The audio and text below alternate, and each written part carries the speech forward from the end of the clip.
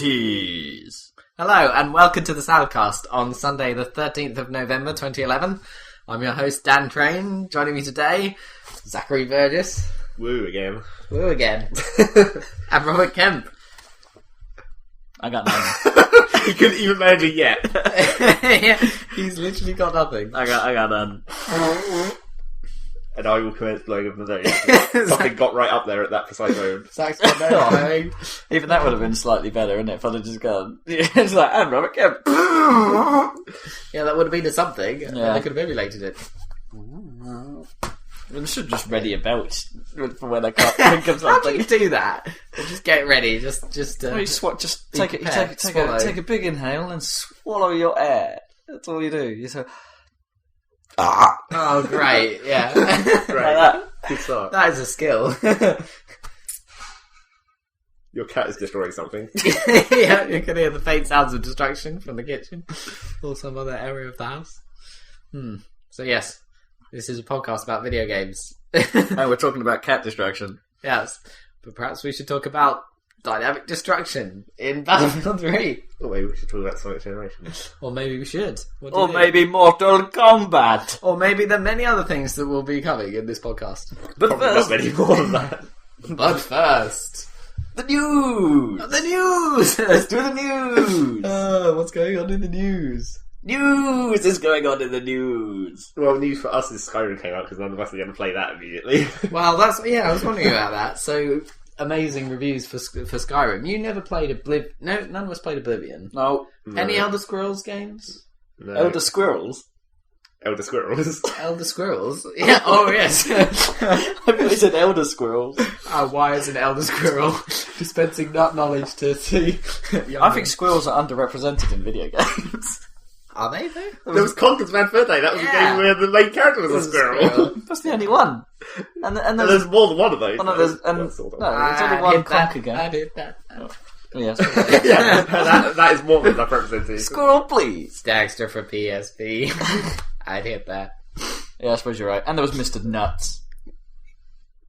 What game was that? Yeah, there was a game on the Genesis, and I think it might have came out on the See, SNES squirrels do fine. called Mr. Nuts.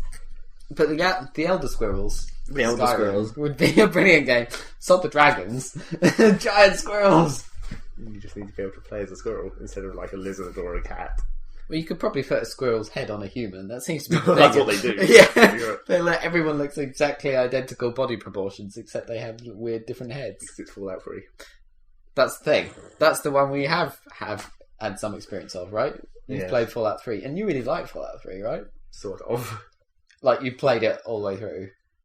Yeah, but sort of by accident because of the retarded ending of Fallout 3, where it's like, Oh, yeah. once you get to, like, there's like 3 or 4 hours at the end where once you've started it, you can't not finish it. They kind of retconned that when they added the... Yeah, but not really, Expansions. because the idea of that expansion at the end was to make it so that the end isn't just the end, where it just stops, and then you can't do anything else, and you have to reload an old save. Yeah, that's right. But that's what's annoying, right? No, what's annoying is it locks you into the whole end sequence once you get to a certain point. Right, and it doesn't tell you what that point is. No, not so you really. have no idea that it's coming, unless you've read up on it or something. Unless you've saved frequently, so you can just reload one slightly before it. Yes. Then you can go and wander around. Well, this leads us to the big thing about Skyrim, doesn't it? In that its Metacritic scores are insane. I think it's averaging 95, 96 Yeah, well... on the results. But no game does that. Yeah, they do. Zelda, maybe. Mario Galaxy 2 did. Oh, okay, anything Who's that's- played that recently? Anything that's not Nintendo's big hitters doesn't really do that. What about Modern Warfare 2? What was that? They've never, most games get, if they're lucky, hit the 90s, but not like 4% off Yeah. 100% on average. Yeah, some of them do. That's It's insane. rare, but things like GTA did. How many actual reviews were there at that when you looked? Quite a few. Like, loads. I don't know, I can't remember, didn't I? You didn't actually. There was enough to like fill the little box they have in Metacritic. You only need 3 to fill that box. No, but that's, You only need- they have the recent reviews list, don't they, or something, where they show one good, one medium. Or I say one good, one medium, but they show like a selection from the good, the mediums, and the bads. There's only as a- 3 in there usually. depending on how long they are. If it's just like a one line review, then normally it fits a couple more in. You get like the game screen, and there's like nearly a page's worth. Oh, never mind. When you go But to anyway, actual list. yeah, there was enough. It wasn't just like the odd few. Yeah, like, based on... They don't even give you a score if it's not got like at least 5 reviews or something. Or is it 4? Well, still. But my point is that they've still given it that score on average across the board, given the fact that it is still Oblivion and Fallout underneath, bugs and all. Well, it must be amazing then. I know, there's something I'm not quite following here. But there's clearly something to it, otherwise they wouldn't be so unanimous. The thing that gets me is, like, no matter how long ago it was, which can't have been that long, even if it was like a month, that they gave the game to reviewers, that's still not enough time to review the game. Like, none of these people who've reviewed it have, like, finished it in any meaningful way. Like, I don't know about that. Well, no, they finished the main story. Like, sure. They specifically went out and said that they did the main story. Well, if They did a bit of discovery, but yeah, you're right in the sense that I don't think any one reviewer could have possibly have done every part of content that's in that game. But I think they could have. Really? You're talking like 200 hours of content in this? Yeah, in a month. I mean, even if you've got other games to review, if you're working a day like 9 to 5, that's plenty of time. Really? Really? You're talking 40 hours a week, amongst other things, including writing the review. the writing part, yeah, but I think you could easily cover it. And if you liked it, you'd play it at home as well. And that's also really, yeah. I'm not sure. I'm that. Even as a gamer, I'm not sure. Well, it's like, what else are you going to do? I play other games. No, I don't get that sucked into the single You thing. don't, but You would if it was... You would, though. there's easily people who will You play would with Skyrim. that constantly for Yeah. No, but people finish it in 4 days or something. yeah, most people that get into Skyrim probably won't play anything else while they're playing it. I would be surprised. It seems like on Reddit there's a lot of like Skyrim widow talk. You know, women, girlfriends who are just like completely, and the occasional case of the opposite. I actually When the ladies play Skyrim. Not the opposite. No, where it's like, I hate Skyrim so much, I'm going to spend all my time with my girlfriend. No, it's more like the girlfriend's playing Skyrim constantly, and the boyfriend's like, "What the hell?" that would be cool. Would it? Well, yeah, That'd be lame if your girlfriend wasn't You around. go and play something else. Well, no, because You had Well, that's something else what to spend the same amount of time on. that's what all the widows are saying. it'd be but- cool from a saying, "This is stereotypical awesome." sort of, an anti-stereotype kind of way. There, it's like, ha, the stereotype is broken. It's the women that are playing this 24/7. I'm sure there's plenty of women playing Skyrim. It's very fantasy and like that's quite a universal geek appeal, hasn't You it? can at least be a lady in this. I don't know about... I wouldn't have said it was a very womanly fantasy. Yeah, but It's a bit masculine, like, murder these dragons and steal their powers. Yeah, but it's more. I would say it's more gender neutral than like Modern Warfare 3. Well, yeah. You know what I mean? I don't know, I still think the game sort of has that bit of it, puts a He-Man persona on you to a degree. It's like, skeleton warriors, let's go kill them. Yeah, but I mean, what about freaking Xena Warrior Princess or like Buffy the Vampire Slayer? Freaking awesome lady, like combat. Well, no, Buffy's a little bit different. I wouldn't put it in the same league, and it doesn't give the feel of being He-Man, does it? It's all about she's still a high schooler at the start of it and things like that. Yeah, you know, okay, stuff bad like that. example. Yeah, that's a bad example. Xena Warrior Princess is just dumb anyway. It's like, trolls? Yeah, Charles! I don't know. Then there must be some. I don't know, maybe Xena's the closest thing, but even that, I don't think that's got the same feel. I don't know. Anyway, presumably you can choose a female character Yes, in Skyrim. Well, there you go. Anyway. Yeah, but that doesn't actually necessarily change any of the game. No, that's the thing. Yeah. Might have done if they've been clever about it and actually made that matter.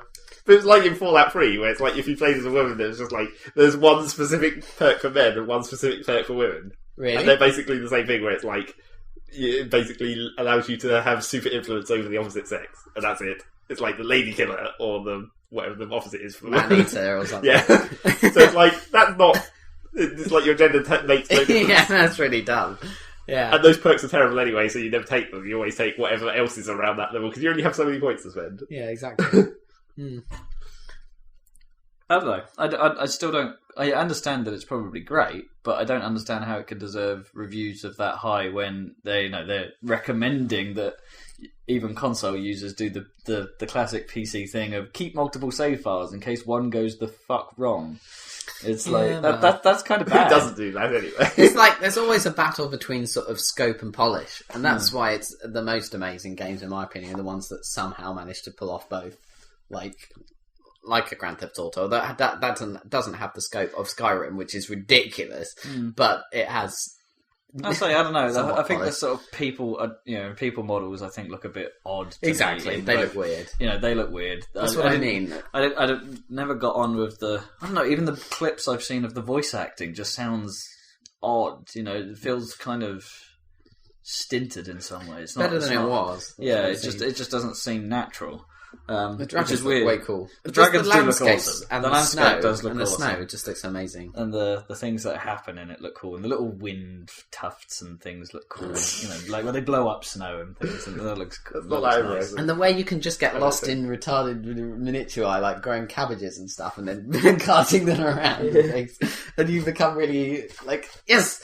Because that's the sort of thing you'd like. People don't... Yeah, because of your worm online stuff. Must get all the things That would only be cool organised. if you could actually, do in Worm and have, build a whole house and have a garden and shit. It's like, not if it's just some retarded, thing you can do somewhere in the middle of nowhere for no apparent reason. I don't know. I think it has somewhat structure. If it's all about building. I'm not sure about that. People don't walk through doors. They fade out. That's still Fallout engine, that is. Today, what happens? They walk up to a door When and they walk out the door, they just disappear. disappear. Fade And out, then reappear on the other side if you follow them enough. What the fuck? They don't. Yeah, that's weird. That's I mean, weird. especially if the area. I could sort of give it a certain amount of leeway, perhaps, if the areas weren't connected. If you know what I mean. If you couldn't What if there was if they were if there's a gap? Well, no, and if there was a loading pause between the areas. I mean. Well, there's always a loading pause when you go through a door. It's just sometimes it's very small if it's going into a house or whatever.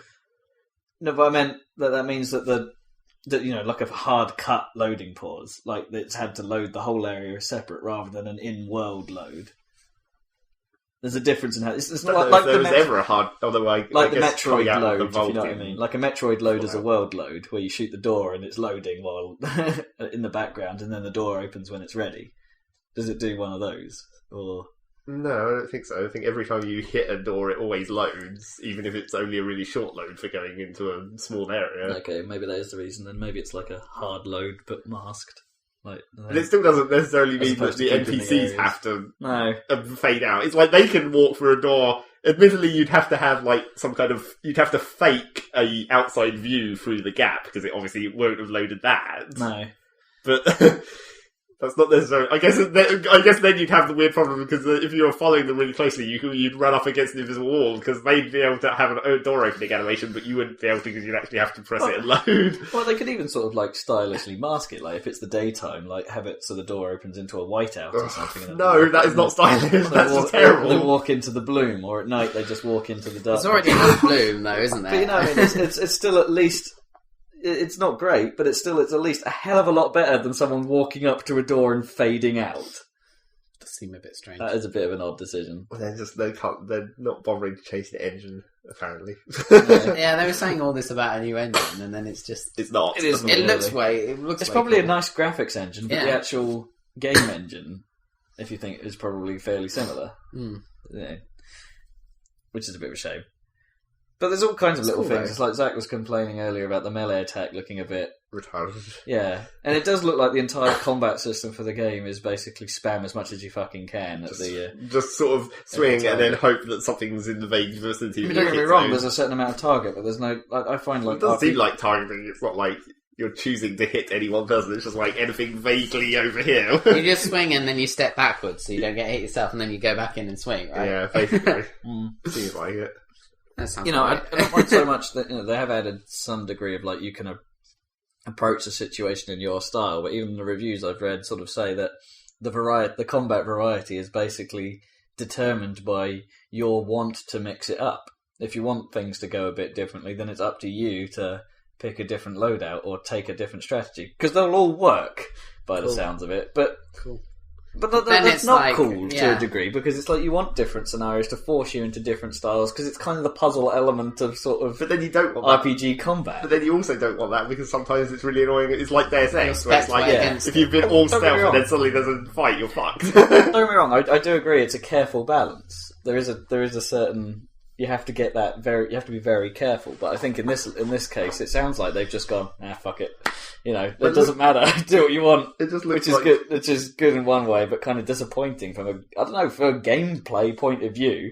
It's not really a game at that point. It's just like mash shit now. Yeah. I don't know. It's. I'm sort of interested. I'm kind of interested, but then I sort of like read things about it, and I'm kind of not at the same time. And I don't. As I said before, I think my biggest complaint is not that I don't think it's good, because I have no bearing of that, having not played any of them before. But I have... We're kind of talking about trying to raise our enthusiasm to the point of buying it, which is an interesting conversation, even though we don't know about the game because we haven't played it. But my major point is that I want to just bring up the fact that I don't get the reviews, because it seems like there's a reasonable amount wrong with it. But there's no way you can get the reviews without playing it, is it? We're more...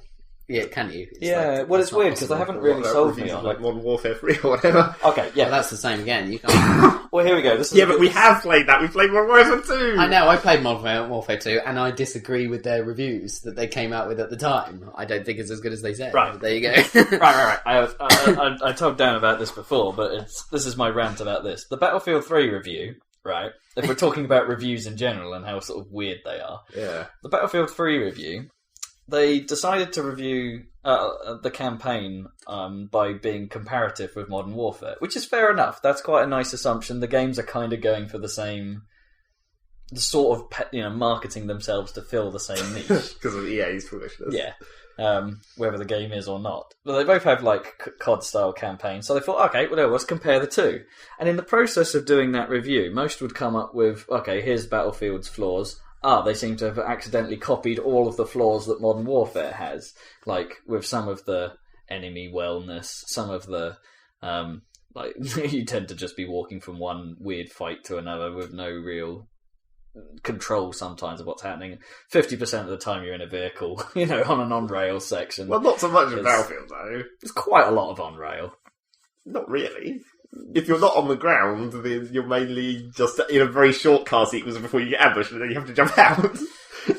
Did they do that? It feels like there's quite a lot to me. Did they do that thing that they're doing in Call of Duty, where it's like whenever you are running between areas, there's just a dude in front of you who's your commander, and it just says "follow" on top of his head. But it does that, it does that all the time in Battlefield, but that's more sort of logical, right? In Battlefield, good word. He knows where to go. Yeah, because there are actually slightly more. Like, it's not just quite so much the corridor as the world doesn't look as linear as it does in Call of so it's Duty. actually helpful to have a guide. Yeah. Because you could go or just the a thing way. that says move to here or whatever. Yeah. Yeah. It is incredibly helpful. But the problem I have with it is that, as I mentioned there, they pick up on the flaws that are sort of similar, like the ability to sometimes, if you don't get it quite right, you'll just die in an instant. You'll have to be in the right spot at the right time in some firefights, because you'll just get instantly murdered, because it's like, oh shit, I didn't realise there were guys coming around that corner, because the game didn't tell me about it. There's also the instant fails in Battlefield because of the sequences. Like, if you stand up before the covering fire in the sniper sequence, or if you're not behind cover when the aircraft does its bombing run, you just instantly fail. But that's more acceptable, because that's like a story thing. They're okay. Like the plane sequence, for instance, that you talked about, the bombing run sequence, that's pretty cool. That's quite a nice mechanic, how you have to keep diving between one side and the other of the cover in order to shield yourself from the run. That was neat. But as I say, all those problems are kind of shared by both games. So then the Modern Warfare 3 reviews come out. They don't mention any of these problems. It's like they're just blinded by the Michael Bay-ness of the games, and it's like, oh, explosions, oh, guns, oh, I can kill people. It's like, I don't know, they just seem to forget the fact that actually the core gameplay is just as flawed as it's ever been, and still think, oh, yeah, we'll just give it a 10 out of 10. Fuck you guys, that's not proper reviewing. That's like, to me, it sounds like every reviewer is a fanboy. Last time I looked at the Metacritic, the user reviews were better for Battlefield than they were for Modern Warfare, so... Yeah, but weren't you But just then that's saying way that... 0 and 10. So, Oh, although no. actually a lot of the bad Modern Warfare user reviews were rating it free, which was funny. Well, yeah, I noticed that. That the sort of Yeah. For Modern Warfare 3. Yeah. the user reviews have been quite entertaining because actually, the majority of the complaints that have been coming across on user reviews are, "It's the same game. How have I not seen this for the last 5 years?" Well, Also, there's because the- I noticed that before, right? Yeah.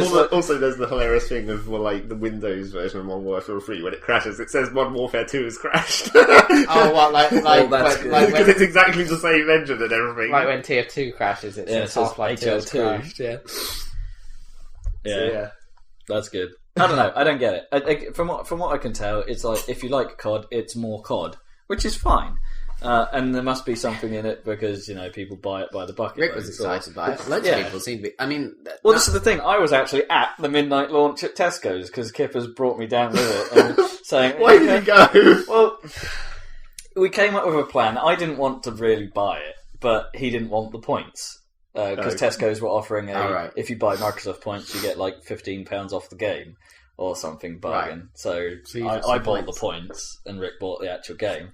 But the annoying thing is, after standing in a queue for like half an hour or something, I'm getting to the end of the queue and I'm thinking, should I just fucking buy it? That's the problem. It's like, but I resisted. I was Yes. strong in my will and was like, no, I'm not doing it this year. I'm disappointed most years I actually do this because I don't end up playing it as much as I want. Because there's a certain part of my life that doesn't need the rage it induces. And you're just giving cash to like a massive. That's like that made the most money of any entertainment product ever. Yeah. On its first day. So it's bigger than Star Wars, bigger than COD Blops, which was the previous one. Blops. I love COD Blops. There's a video. COD Blops. Have you not heard that before? No, I haven't. COD Blops. I like hard bops, of course. No, it's Black Ops Blops. Yeah, but it's bops if you're No. abbreviating it correctly. It doesn't really matter. You're using the 'Cause whole ops word is- of ops, aren't you? Yeah. Yeah, but ops is an abbreviation of operations, obviously. Yeah. It would just be And then black would Codbo. just be B. If you're going to be really Yeah. strict about it, it's just Codbo. Codbo, yeah. But COD Blops is funnier. COD Blops. Anyway. Yeah, so a bit of me still thinks it does look kind of good because the campaigns are always quite nice, but I know for a fact there'll be those 3 or 4 moments in the game where you just think, God, that's awful, and they ruin the whole thing. Like, I still can't forgive Black Ops for that fucking Vietnam bit. The So- barrels. The yeah, that- infamous barrels. You see, I enjoyed practically all of the game, but that bit just really... because of that bit, I don't put the game in or try and attempt it on a harder difficulty level, or it's just like, I know at some point I'm going to have to do that fucker of a section, so I don't. And Modern Warfare 2 had a few of those where it's just enemy well sections, can't really deal with it, need to push forward, or moments where the classic problems of your AI can't die, so they walk into a hailstorm of bullets, so you follow them because the instruction is to follow your teammates, and you do so and die immediately. And it's like, no! Fail! If I can't do what my teammates are doing, then it's... That definitely happens in Battlefield, except... Oh yeah, Battlefield's bad for that as well. Except there's not as much enemy wells in Battlefield. Normally, if you there just hunker down and wait until No, all the there enemies are dead, then you can just move up. Oh, that's Yeah. good. But the trouble is, there is like one point in the game where it flips, and it's like, now you're not meant to kill anyone, you're just meant to run through it all, because for some reason in this bit they're incredibly bad at shooting you. Yeah. And at that point I was like, oh wait, shit. Yeah, it didn't really tell you that you had to do that, did you? No. You guys both finished the... I haven't finished it yet. Yeah, I did. Alright. If it, I didn't think you'd ever play it. Well, I had to, really. How come? Because it was... You it was paid there. for it. Review, review quality. Yeah. Fair enough. What do you think, though? It's, like, average. it's You haven't alright. even played the COD games, though, because you wouldn't I only care. played some of Modern Warfare 2 at one point. It's not as... Oh, did you? A very small bit. It's not as slick as COD, and that's purely on the way that it moves from scenario to scenario. Like, mission ends are a bit harsh in Battlefield, and there's loading pauses in Battlefield, which are masked by the briefing sequences in COD. Yeah. That doesn't happen in Battlefield, so it's not as slick from a presentation point of view. I wonder how long they actually had to make the solo play, because it must have been like a demand of EA. It clearly wasn't the focus of development. Well, when the they started dumb thing this about game. it is that, like, they have this whole engine that lets you use all these vehicles, and then they don't use that in the single player. Yeah, it's because We they get to probably drive the built it in tank. like Yeah, a 6 tank, months. and that's it. You don't Yeah. get to do planes, buggies, LAVs, or any of the gadgets or anything. You don't get to mortar No. or nav or EOD bot And the tanks or just any of in the that- other things you can do in multiplayer. And the tank's just that sequence from E3, right? Is it? Well, it goes on a bit longer than that. Yeah. Than the ridiculously long thing they showed at E3. It's actually longer. Yeah. I suppose they had to show that at E3 because it was the only vehicle section in Yeah. the play campaign, and it's the vehicles are the only thing that are differentiating it from. It is a shame. It has the potential to, as I said, do quite a lot more with the concept, but they just didn't. And I suppose it's actually quite hard to Maybe they make will. a single player segment Vehicle where you're in section. control of a vehicle and you're complete. Like if you're doing a helicopter section, Yeah. that's actually really difficult to make you go from place to place without having it incredibly obvious that there's invisible barriers. Well, saying that, it's not that the game doesn't sometimes restrict you with one of those "go here or you'll die" moments, like you're outside the area of operation. Even in single player, that happens on foot on occasion. But it's But generally, the corridors are made you're not really very often going to try and go outside the area of operation by accident. Maybe on that that big open plane at the end, yeah. where it's it just looks flat in all directions. Well, I think they should have at least had an infinite sea so that you could actually fly the jet yourself rather than sitting in the. Well, that would have seat been there. easy. Yeah, exactly. Why That particular sequence. Is it just because they didn't want to put off people that didn't want to fly the jets? The jet flying would have been so much cooler Yeah. than the rail shooter that it ended up being. Because that looked like the coolest thing. When I saw that screenshot, I was like, I am so totally playing that solo. It's one of the nicest looking parts of the game as well. Yeah, because it's in a storm, isn't it? When you're taking off. It's if you could properly actually take off yourself. Yeah, it's so properly cool. atmospheric, and it's. I do have a bit of a and the some of the sound design isn't actually as neat as. I mean, I rave about Battlefield sound design last time, and it is fantastic. Apart from the vocal bits, Well, I get a bit fed up with the way they've done, because often there's repeating dialogue. I've noticed in places most games are suspect of this, but they'll say something as part of the briefing, and then 2 seconds later, someone will say the exact same thing as an instruction to you. There's a bit where you're in Iran and you're going through fields, taking out Russians, as you do. Yeah. And I can't remember what the exact phrase was, but there was something like, "Oh, right, you guys, go over there and hide behind that veil. Get some cover now." And then as part of the huddle, and then there's like a hooah bit afterwards or something. Then you all run out and you get into the field and you get your positions up. And then that guy just says it again straight away. It's like, "Oh, we need to go over there and get onto those things. Roll out." And it's like, no, you just said that. You just said that. That might just be a bug. That happened a lot. Because I did have one time where it played the interrogation cinematic at the start of a mission. Then it went went into a loading screen, loaded the start of the it doesn't load straight into gameplay. It loads into a in-game cinematic thing where you're lying down and looking at something. Yeah. And it played a few seconds of that, but there was no sound. And then it suddenly decided it wanted to play the sequence again, so it reloaded the sequence, played the sequence again, and then went back to the bit it was just at, and then got it right, where it was like, "Oh right, now we can actually continue." I was like, "Okay, that was a bit weird." Fucked up. I thought it was just some weird element of the flashback that there was no sound, but then it reloaded it, and it was like, "Oh, that was just a retarded bug." That's went horribly wrong there. That's quite funny. And some of the other bugs were hilarious. I've got a almost. Of course. That's always the important thing. I've encountered, and this is the last bit of the campaign I played, a fairly large game-breaking glitch, actually, to the point where it means I actually can't go forward. And I've looked it up online, and if anyone's looked up the pool house and the ending of that scene, I'm trying to be spoiler-free here, the cutscene at the end of it, which is a sort of big turning point for your character, I guess, Sort of. doesn't bloody work. Why not? I can't do the thing that I'm supposed to do. You can't push the button and I can't. It doesn't do anything. I spent some time. It's because I thought, right, I'll do it again. It's like, right, did I do something wrong? Maybe that wasn't the action I was supposed to take. Essentially, some guy is shouting, "Get on the ground, get on the ground." So I thought, instead of doing the immediate action, which would be like shoot, I'll try. Oh, actually, maybe I will try and get on the ground. Maybe that's what it's prompting me to do. He's not talking to you, though. He's talking to the other guy. Yeah, but that didn't work either. So it's like, maybe I'll just... So and then I tried it 2 more times, and then both times it's like, right, as soon as it gets to that bit, just mash the button and then hope that I get the timing right for what it means. Yeah, that didn't work either. I did it totally accidentally. That was another one like the end of Portal 2, where I automatically just pushed the button before it even really indicated what I was meant to do. Yeah.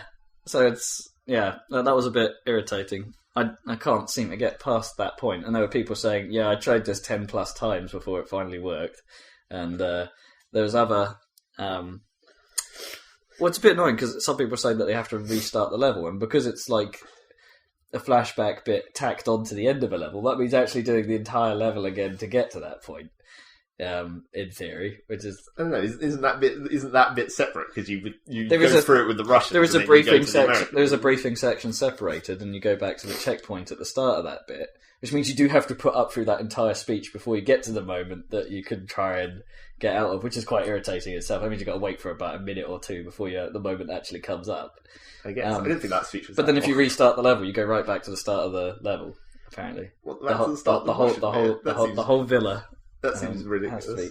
Although, in its defence, it's probably one of the coolest missions so far. I've enjoyed that one. I don't know. It was a bit like, at least it's one of those times where you actually go off on your own for like a minute. Where you're like, I'll go upstairs and you guys can stay downstairs. I don't know. I might have convenient AI to cover me the whole time. Yeah, as I said last time, I felt that bit and the office section, like the actual sort of fairly simplistic on-foot combat, has actually been two of the highlights of the campaign. It's like the office section as well is the same thing, where it's like you actually go a different direction. Yeah. It's like you actually have your own thing to do. Yeah. But to be fair, just playing as the Russians in general seems to be like the best bits of the game so far. There's nothing special about them. Well, no, but they're somehow more enjoyable. I don't know what it is. I guess it's just not. It's slightly different scenarios. You're not just shooting more military dudes. Oh god, I just had a thought. The worst bit is they're the most COD-like sections in the game, in their own way. I don't know. Maybe. Oh man. Well, I guess they are sort of more corridory. I've just let myself down. Really? Yeah, I feel bad. The guilt is setting in. Call of Duty can be great sometimes. It can be, yeah. Yeah. Also, Battlefield 3 is impossible on hard. Yeah. Is it impossible? Pretty much. It's like I played through. I died pretty much immediately in the first bit in like when you get in that subway train. I died several times getting through that, which is only like the prologue sequence. The pre-credit sequence. And it was like, oh fuck.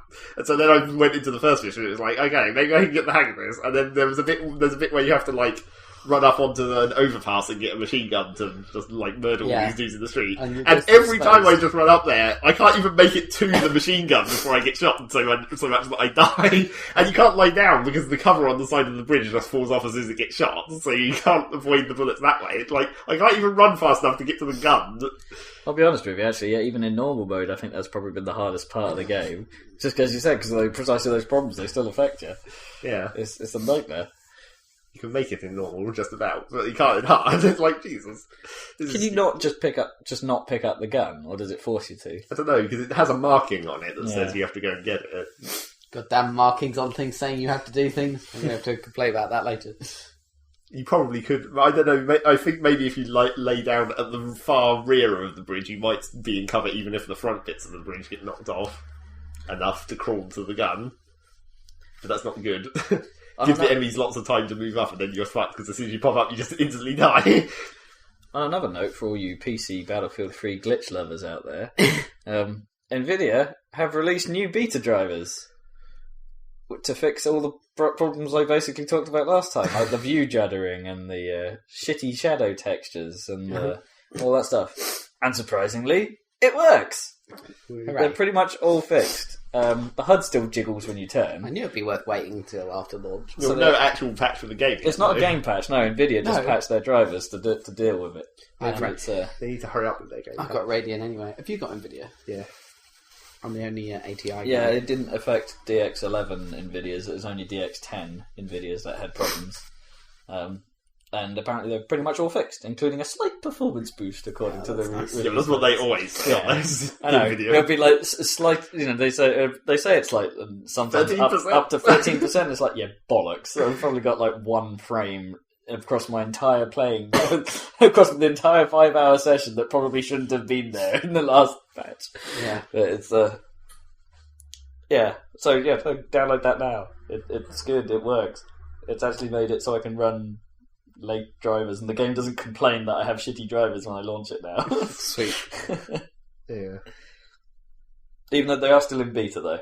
So, well, yeah. You'll have to... It complains if you don't have beta drivers, basically. Yeah, you'll have to hang around for a bit if you want another official release. But get it. It's much better. Upgrade your drivers. If you happen to have an old-ass card. Old ass? It's not that old. So other news. What else we got to talk about? Skyward Sword. Oh, yeah. So It's out, I guess. Carry on things. It's out. Or at least the reviews are. I don't know if it's actually out. So yeah, I'm pretty sure it's out. So speaking of reviews, Reviews! Eurogamer, I think they're probably my favourite text reviews on the internet. I like their reviews. I'd like to, with other sources, Metacritic. Sorry? Eurogamer. Oh, 'Cause Eurogamer. They have a British perspective. Yeah, they're okay. They say Euro, but they're based in Brighton, so they're basically like alumni of the old PC Gamer and that crowd, basically. Even though they're not affiliated with Future Publishing, so they're not like Games Radar. Speaking of which, Future Publishing has the CEO and CFO have both resigned. Yeah, really? Yeah, the whole thing's going down the pan because everyone's getting things on the internet. What a surprise! But but they're going a bit edge, I think, Eurogamer, given that they gave they gave Uncharted 3 an 8, and they just gave Skyward Sword a 10. And they gave Sonic Generations a good review. Well, that's okay. Better than average. Yeah, but it's going a bit that's a bit odd. Yeah, but you know how I feel about Zelda reviews. That's the same problem. It's the same bloody game, just with a few tweaks. Well, Most of the changes in Zelda are usually stylistic than gameplay. Yeah, I don't know. I'm interested in Skyward Sword. He basically said that the guy who produces Zelda games now, I can't remember his name, but obviously he took over from Miyamoto after Ocarina. And then in Wind Waker, he pushed into a different direction, right? And got a bit... Put his personal stamp on it. His personal stamp on it. Got a bit lambasted for that. Even though Wind Waker's a great game, at the time, people were a bit annoyed. Yeah. A lot of people still hold it as one of the best simply because it is such a departure. Well, it's become better with hindsight, I think, Wind Waker. So then he, completely emulated Ocarina of Time with Twilight Princess. And now he's finally found his feet. That's what he's saying. It's like, this is unique and it's his own style, but it's, Well, it's it's not really... See, this is where I think Wind Waker was his style. And I absolutely believe that Skyward is a hybrid, because they've taken the Twilight Princess modelling look and then just applied the cell shading to it. Maybe, in terms of the visuals. But I don't know, I think the visuals look quite cool. Although, right. I think I preferred Twilight Princess's style. As opposed to Wind Waker's style. No, it's not that I don't mind Wind Waker's style, I just... thought it works better when it's got the models of Wind Waker as well as the cell shading. Yeah, rather than having the models from Twilight Princess with the cell shading. Yeah, but it's not literally like that. They have been designed with the actual style they are in mind. Obviously, it is a coherent. I think it's a coherent design or visual look. It's probably more coherent pastel. with some of the with the SNES iteration. Yeah, it's more like a Konami almost. How are you making that coherent with a SNES game? Well, no, but you know what I mean? The sort of pastel colour look is more kind linked of to the past. a bit more... Yeah. I think it's like if they hadn't gone for the sort of semi-realism look back in the N64 days. I mean, I know the N64 wasn't really capable of it, but they were sort of somewhat going that way rather than trying to cartoonish stylize it like the old games were. Perhaps if they hadn't done that whole step, then I'd have got behind the new games a bit more, and they probably would have gone a Skyward style originally if they could. Yeah, but they've got where they are now. I don't know. Looks quite nice, and also the fact that it's a big meaty game. It's a proper 50-hour adventure. Because the trend is against that. Because they didn't cut out half the dungeons like they did in Wind Waker. Exactly. Not that wasn't really long anyway, just from the ridiculous travel time. The fucking travel time. It wasn't just the travel time. I didn't mind the travelling. It was a cool mechanic and everything. Yeah, but travel around. Yeah, but it's like it had this cool music, and you were travelling around, and then there was constantly some threat, so the music would change because there was some fish that was like a shark or something. And it was like I could never get them to fuck off, and it was so annoying. If those just disappeared and I could just relax and sail, I would have enjoyed it so much more. But they were like, no, we've got to keep this interesting. We'll have some random shark appear and change the music. It's just like you always have to have the boa grip, so you can just, as soon as it goes, you just go lock, pow, die, right, move on. Can you get rid of them instantly? If you fairly quickly. It's still a bit tricky to get it to lock on when you're in the boat because of the weird way that it's like you're not free looking around or whatever. So this one sounds kind of cool because it's got it's got the underworld, which is presumably Hyrule, which is all fucked up. But at any time, you can just return to the sky and just fly around. What's in the sky? It's like there must be even less than Wind Waker. yeah, there is just little islands, but it's nice, and which have mini games on and shit. So like I don't know, Fishing Island or something. and you've got Skyloft, obviously the town. But will it be a fishing island where you fish for like skyfish, or will it be like a completely enclosed like pool in the middle of an island? That'd be great if it was a hole and you could. But there are birds, so presumably there aren't skyfish necessarily. But Skyfish. But that's kind of a hybrid, isn't it? You've got the Wind Waker in the sky, but you've also got the land below. Yeah, but the land is presumably just dungeons, mainly. I don't know. Is it? I haven't played it. I would guess. It can't be, because this game is huge, so there must be other. There must be shit everywhere. I get the feeling they might be trying to do the. In a way, do you think it's a bit of a sort of a cross, another hybrid, if you will, of Twilight Princess and Wind Waker, in the sense that they've gone for the Twilight Princess style Two Kingdoms approach? Yeah, kind of. Like, you got the sky and you got the ground, and then because the conflict involves both, you'll have to use both to your advantage, so there'll be elements of the entire game in each section. Well, no, I heard that it's got time travel, but instead of flicking between one time and another, like you did that quite deliberately in Ocarina, didn't you? You had to go to a certain location. Instead, it's got like fields of time and stuff, so it mixes the time zones in one dungeon, so you can have like a bubble of time around you where you're in the past and the rest of the dungeons in the present. Well, it kind of had that idea sort of in Wind Waker, because there was the Temple of Time where you go into it and it's literally in the past. It's just like in a field. Yeah. And then like things stop and then it's like, oh look, you've freed the time flow, and then everything starts up again or whatever. It's for puzzles and stuff. But that sounds kind of cool. And the sword stuff does sound pretty cool with the Motion Plus. I might be stepping on eggshells here, but what's your thoughts on it reportedly being the first Zelda in the timeline? Yeah, that's weird that they decided to come out and say that before the game came out. Ocarina is the first Zelda. Rather than letting everyone decide. It's clearly Ocarina. I don't know. That's what they always say. They're sort of going for the fact that Link is only just meeting Zelda in this or something. Yeah, but he always is only just meeting Zelda. I know, but and he's old in this one. Yeah, but that doesn't mean anything either, because it's a different person. I know, but they're supposedly exploring the relationship other than just saying, save me, Link. But it doesn't make any sense. I don't know. Well, it's like a proper love story now, which sounds cool. Like that. Yeah. It's like, from what I understand of the story of Sword, it doesn't really necessarily make sense for it to be. Because it's like the humans on the land get shoved into the air by the goddesses, but not by the goddesses. It's some goddess of some kind. Yeah. It's like, but then the whole point of Ocarina's story was like the goddesses were there and they created this whole world as it was. There was not this bit where you get the humans thrown up in the air. That must have happened later, surely. Exactly, yeah. I think Ocarina has to be the first in the timeline. Fuck it, it's all Ganon. Oh, yeah. It's all his fault. Every time. It's all Ganon's fault. What's the realm What's he going to called look like this time? That's the question. A dick. As long as he doesn't look like not a giant physically. pig again. Well, he's got it, though. Yeah, but they've got to make it cool. Because they've got a cool, kind of weird, slightly camp villain for this one, haven't they? With like, white hair and shit. To be honest, emo guy. Yeah.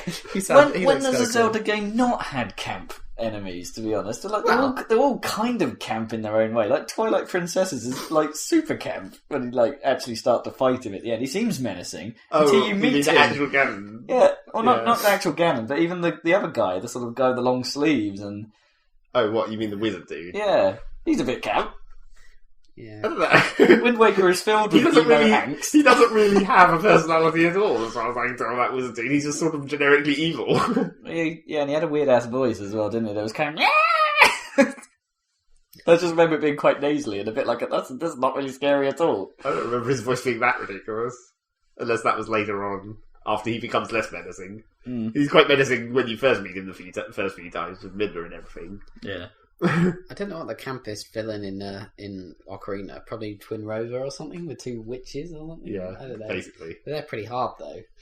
Not kind of, because that's quite a late boss, isn't it? And you have to fight them because they would two different colours, weren't they? Yeah. And you had to fight them with ice and fire or something. I can't remember. No, I can't remember. Anyway. Yes, but I'm intrigued. I can't play it because I haven't got a Wii, let alone a Motion Plus. So whether or not I can borrow that at some point, or you can't hook that up to a monitor, can you? You need a VGA box or some shit. Yeah, only I has don't have a TV. I'm basically screwed. I can't play that. Best you have is component out of the Wii. Yeah. And I can't plug that into a monitor, so You need a telly. I'm stuffed for the time being. So that will be instead I will play Twilight Princess. Yeah, well, you should finish that first. Yeah, and get back to you on that one.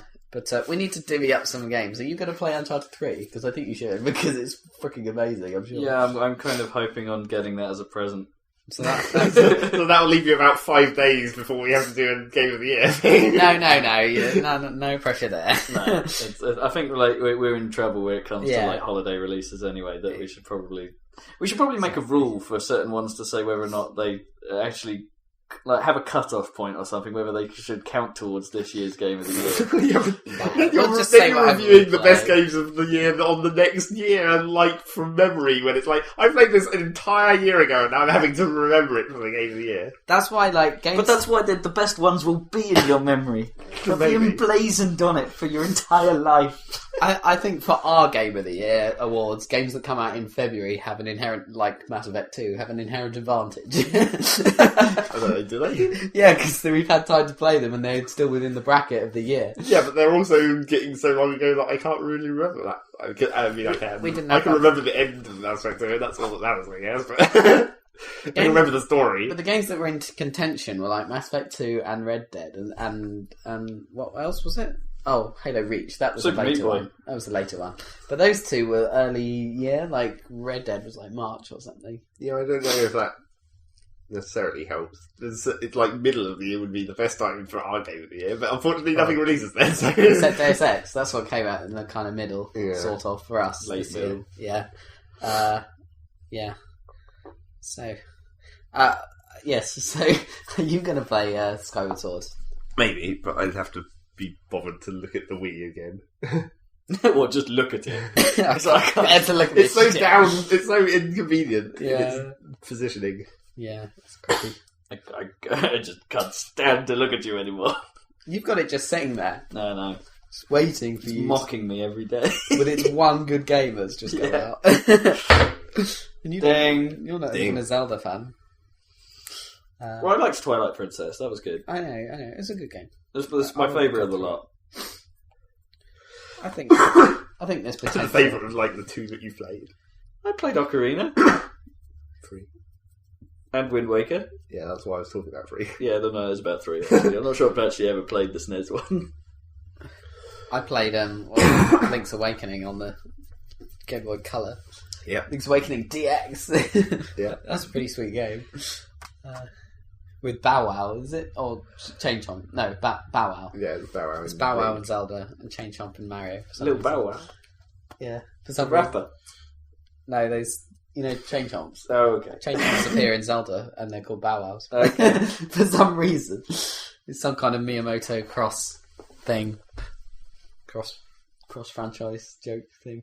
They should put Bow Wows into Everything. the new Zelda game. That'd be amazing. Maybe they have. Maybe. I wonder how you'd defeat that with the Motion Plus. You'd have to wait until its mouth was open and swipe like horizontally or something. I think I find So chain add into it. chain chomps on your enemy type in the Gears of War Horde mode. That'd be friggin' Yeah. amazing. They just sort of jump across the landscape going, "Ruff, ruff, ruff, ruff." Bullet bills of doom. No, Mario Horde mode. That'd be amazing. That would be It's cool. like, shit, the Goomba army is coming. You just imagine that. That'd be great.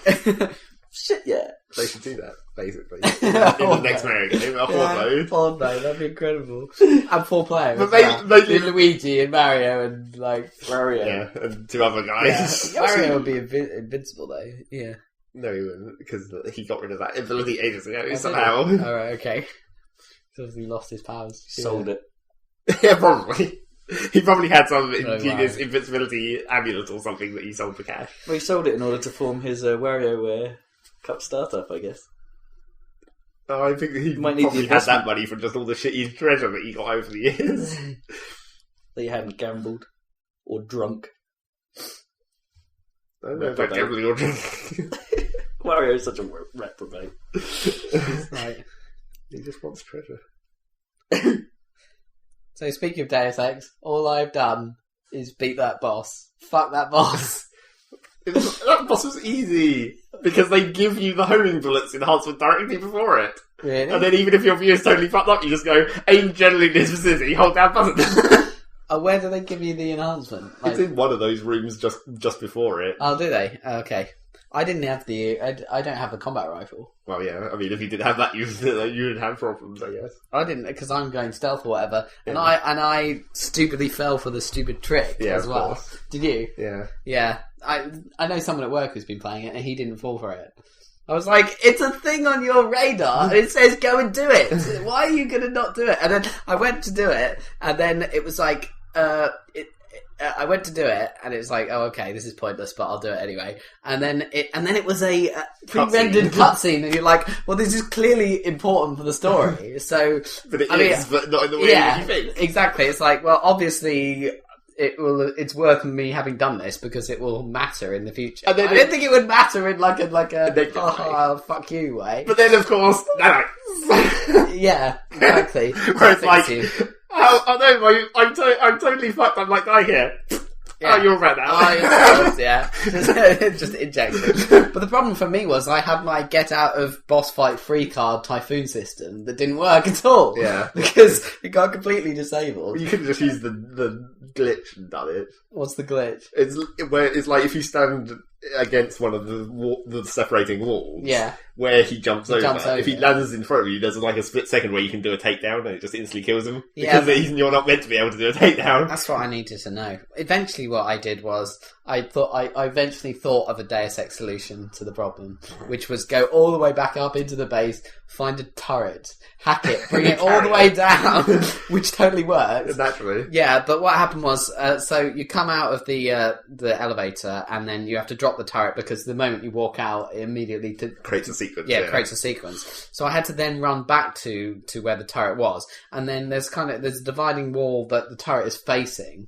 Head on, and I had to get him to keep flipping over that wall until the turret shot him enough. Right. So I was at the end of the wall, sort of strafing back and forth, getting him to jump over and over the damn thing and try not to get killed until the turret managed to shoot him enough. And then I managed to finish him off with a pistol, I think. But it was like, god damn, it took ages as well. It was like, this is just shit. And like, I went to all this trouble of getting this like typhoon system, and then they just tricked me into like the typhoon system was a cheap out anyway. I know, but I needed a cheap out because the bosses I don't want to even play. If I could press a button that the other ones skipped were easy, it. The other bosses? Yeah, the other bosses are like not difficult. Shoot them. I'm not saying they're difficult, they're just not fun. So how does this get out of boss free card work? No, it's not really. It's just it does tons of damage and it staggers them, basically. Yeah, the typhoon system is just that's the explosion. Yeah, you explode, basically. And once you upgrade it and use you just have to get up to them and press it, and then it takes about 2 for most bosses, doesn't it? Yeah. They just because once it's happened, as you say, they're staggered, so you can run away or whatever. Or just do it again. Or just shoot them in the head a few times, or just do it again. Yeah, exactly. Once you've got a battery, you just eat a Mars bar at that point. In the middle of the boss battle, it's like, oh shit, I need a Mars bar. Eat the Mars bar, press it again, and you're done, which is handy. Because I don't want to play boss fights, because they're lame. Mars bar's getting a lot of advertising off Deus Ex. Okay. I wouldn't be surprised if they brought out a Cyber Boost Pro Energy Bar. That would be quite good. They did the Final Fantasy potions. Oh, yeah. Yeah, and various other stupid food products, like the Eve one. Yeah. Eve had a food product? Quaif, the drink. Quaif? Quaif. Which in the game lore is somehow made out of garbage, so don't think about that. Is it supposed to be a play on quaff? Or probably. Quaif. I quaff my quaif. I want a pack of quaifers, please. Yeah. Enough of that. So, and then, I saw the sequence after that and stuff where you're in that white room. You get some nanites. Yeah, you get the nanites injected into your face, and then... It's a very Metal Gear solution to the problem, though, isn't it? It's like, what can we do? Injection! Yeah. It's totally not explained at all. She just happens to have these nanites handy that are exactly set up to do the exact thing that you need at that time. Yeah, and like, I thought nanites were like in the future, as in well, no, but that's the whole point of this. It's like it's building up. It's like, now we've developed nanites. Now we're getting to the actual original Deus Ex point of technology, kind of, sort of. Except you're still way cooler than like Gunther Herman or Anna Navarra in your augmentations. Are you supposed to be like an early augment? Then, Yeah, or... you're supposed to be early, like those two, aren't you? Sort of. Or you're the earliest, really. And you're not covered in weird blue shit. Well, it's like You do look a bit weird. I mean, like your arms are completely you've got some like black hexagonal lumps in. Yeah. You, but it's it's like the whole idea of the story is like you're actually the first person who conveniently doesn't reject their orientation. That's right. Yeah. It's like you're the basis for all these future guys like going through it all that long. And then the spoiler is that it's because because of your stupid genetics and shit. Yeah. Anyway, Dun dun dun dun dun dun, which is done. retarded. Yeah, I'm not really following the plot that well. I don't care about it as much as I... Well, of course, the best thing about it, which I guess you haven't got to because you still didn't finish the game, but the best thing about it is, of course, that it doesn't actually matter even slightly. No. It's like that whole plot point of finding out that you're the, genetically modified or whatever, that has totally no influence on the ending. Great, and it was just a little bit of character development for yourself, which if you weren't like reading emails and shit, you might not even notice, I guess. Yeah. But I thought that trick thing was really cheap. That's cheap. Yeah, if I had the homing billet, next time I'll play Kombat, and when I play it again, I'll just try at least going just for an experiment, going Super Kombat, and then homing billets will be ridiculously easy. I'll be like a tank basically at that point. Well, sort of. Maybe it'd be worth getting the cloak as well, because that's what he's got. He's like hardcore, but he also disappears. Yeah, it's kind of handy. We'll turn down the lights. So yeah, that's Deus Ex. I'm upgrading my PC. Woo. Yeah. So. Yeah, upgrade your goddamn internet. That's the more important thing. Well, I can't. No, I know. So that's the problem. But this is the first step. Upgrade PC, then get decent internet, and then I'll be away for Battlefield 3. But yeah, so what's your spec? So I'm keeping the same graphics card. I'm not getting 2. I was thinking about that, but maybe in the future. What are you running these things? It's a 5870 Radeon 5870. Oh, okay. Yeah. So that's pretty good. Yeah, that's not bad. That'll do you well enough. Yeah, it'd be enough for the time being, and I can always add a second one if they ever get cheaper on eBay or whatever, or I could just replace it in a year or two. But I think that'll be fine. But I got a new motherboard, and the processor is I specifically chose the motherboard so that I could fit a second graphics card with the coolers that I use, which take up another 2 slots on top. So it's got the PCI Express, the 16-lane PCI Express slots in the right places that I can actually fit to with the big coolers on, which is nice. And I'm also going to get eventually a PCI Express sound card to stick in the top slot.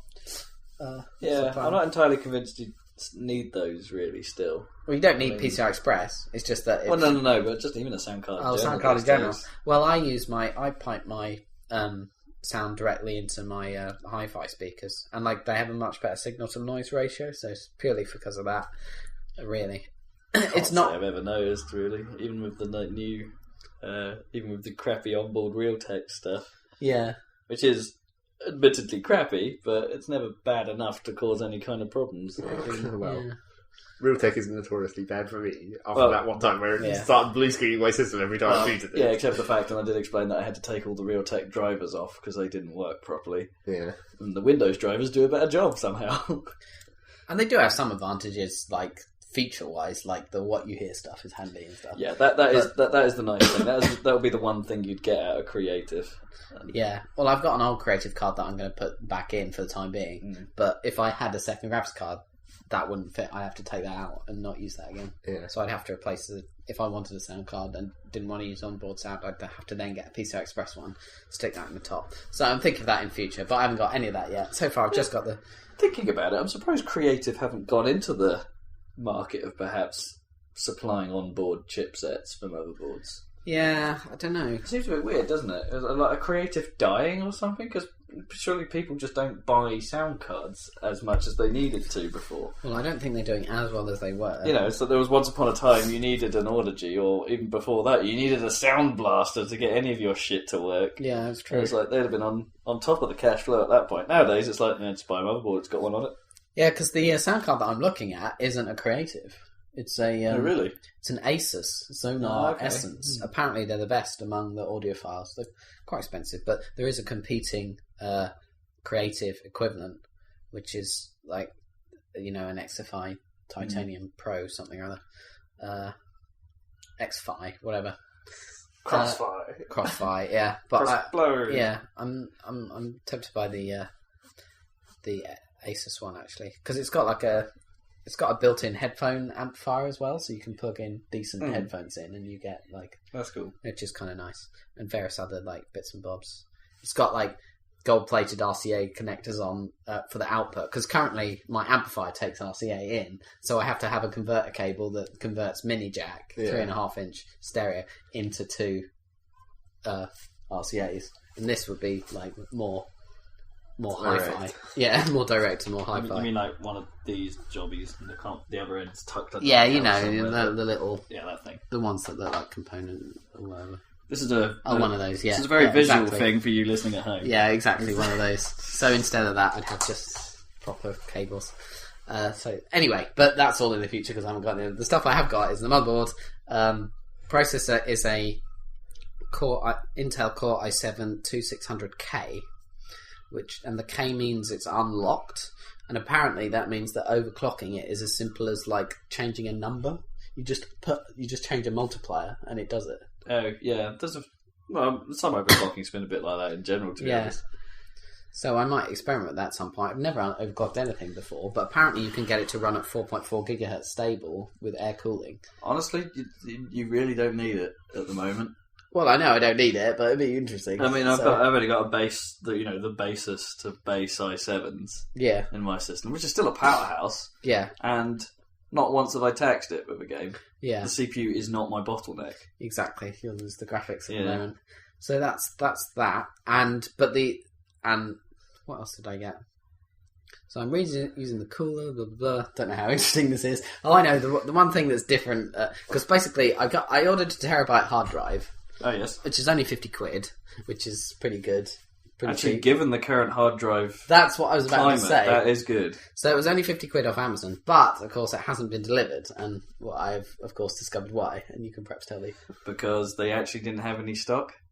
Because of the yeah. shit in the storm. It's like, we've got all this imaginary stock that you can order, but we won't tell you that until you've ordered it. Yeah, exactly. So the reason is that apparently hard drives are all made in Thailand, and Thailand is underwater. So, as I discovered on the Bombcast even. Did you hear that? Didn't we talk about this last week as well? I don't think so.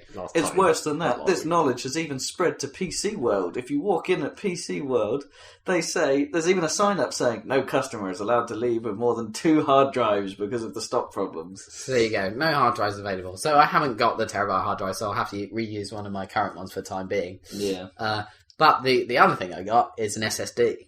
Ah, yeah. So this is going to be fun times. It's yeah. What? Well, you and Jay need to talk because he's done SSD experiments, and it's like, while it's amazing, there are lots of things you can do to make it better, but there are a lot of things that Windows will have a fight with you about. Really? Especially if you're trying to do SSD the way it's supposed to be done. Like, my interpretation of the ideal for SSD is not to use it for any storage you're writing to. Yeah, because the write lifespan of an SSD is limited. Right. But the read lifespan's not so bad. Yeah. But that's the plan. Yeah, but you put your Windows on the SSD. Yeah, that's the plan. Other problems, though, are then when you start installing software that requires things like drivers, and some programs force themselves into program files and things like that. Windows does give you the ability to junction off certain folders into certain other places. So Windows takes over using virtual directories. How to target that. So the program doesn't know it's somewhere else. But I don't... Certain applications have a fight with that. Yeah, well, and it doesn't work. I'll just put them on the SSD, because it may be small capacity, but I don't use any programs that are big, or that aren't games, and if they're games, they're going on the hard disk, because I discovered that Steam won't let you split games across multiple hard drives. No. It has to be under the Steam Apps folder for it to work. And you don't want to be cheating it into thinking it's on the Steam Apps folder when it's in fact how many on games do you go through and install at once? And if you can just copy the whole folder off and back it up if you're not playing that game at the moment. If you've got to save space on one disk, put it on another. What, you're saying install Steam on the SSD? No, not keep the... not install Steam on the SSD. God, no. You'd have to. No. To get the performance. Do not put Steam on the SSD. Well, that was the whole point, was that I was never going to do that, but now he's saying no. No, I'm not saying that. I'm saying if you want to save space on whatever drive you've got Steam on, not necessarily an SSD or any hard drive, wherever it is, you can just back up the entire game folder out of Steam, because once it's downloaded, it's like how I bring games over here. Yeah. You just copy the whole folder, and Steam automatically finds them when you copy them back in. So what I could do is install Steam on the SSD where I only have 30 gigs of space left. But why would you want to put even the base Steam program on the SSD, really? No, I just think the read speed is going to matter when you're launching Steam. No, it's for the games themselves, that's the thing. Yes. I just wouldn't bother. Games you don't put on the SSD. Yeah, but I'm saying you could, potentially, because then the load times would be ridiculous. It'd be like have 2 SSDs, one for Windows and one for the games. If you're going to wear one out. That's the option. Well, as I say, you're not solving the right problem if you're having to copy stuff onto the SSD to play it, and then when you want to play something else, copy off, copy on.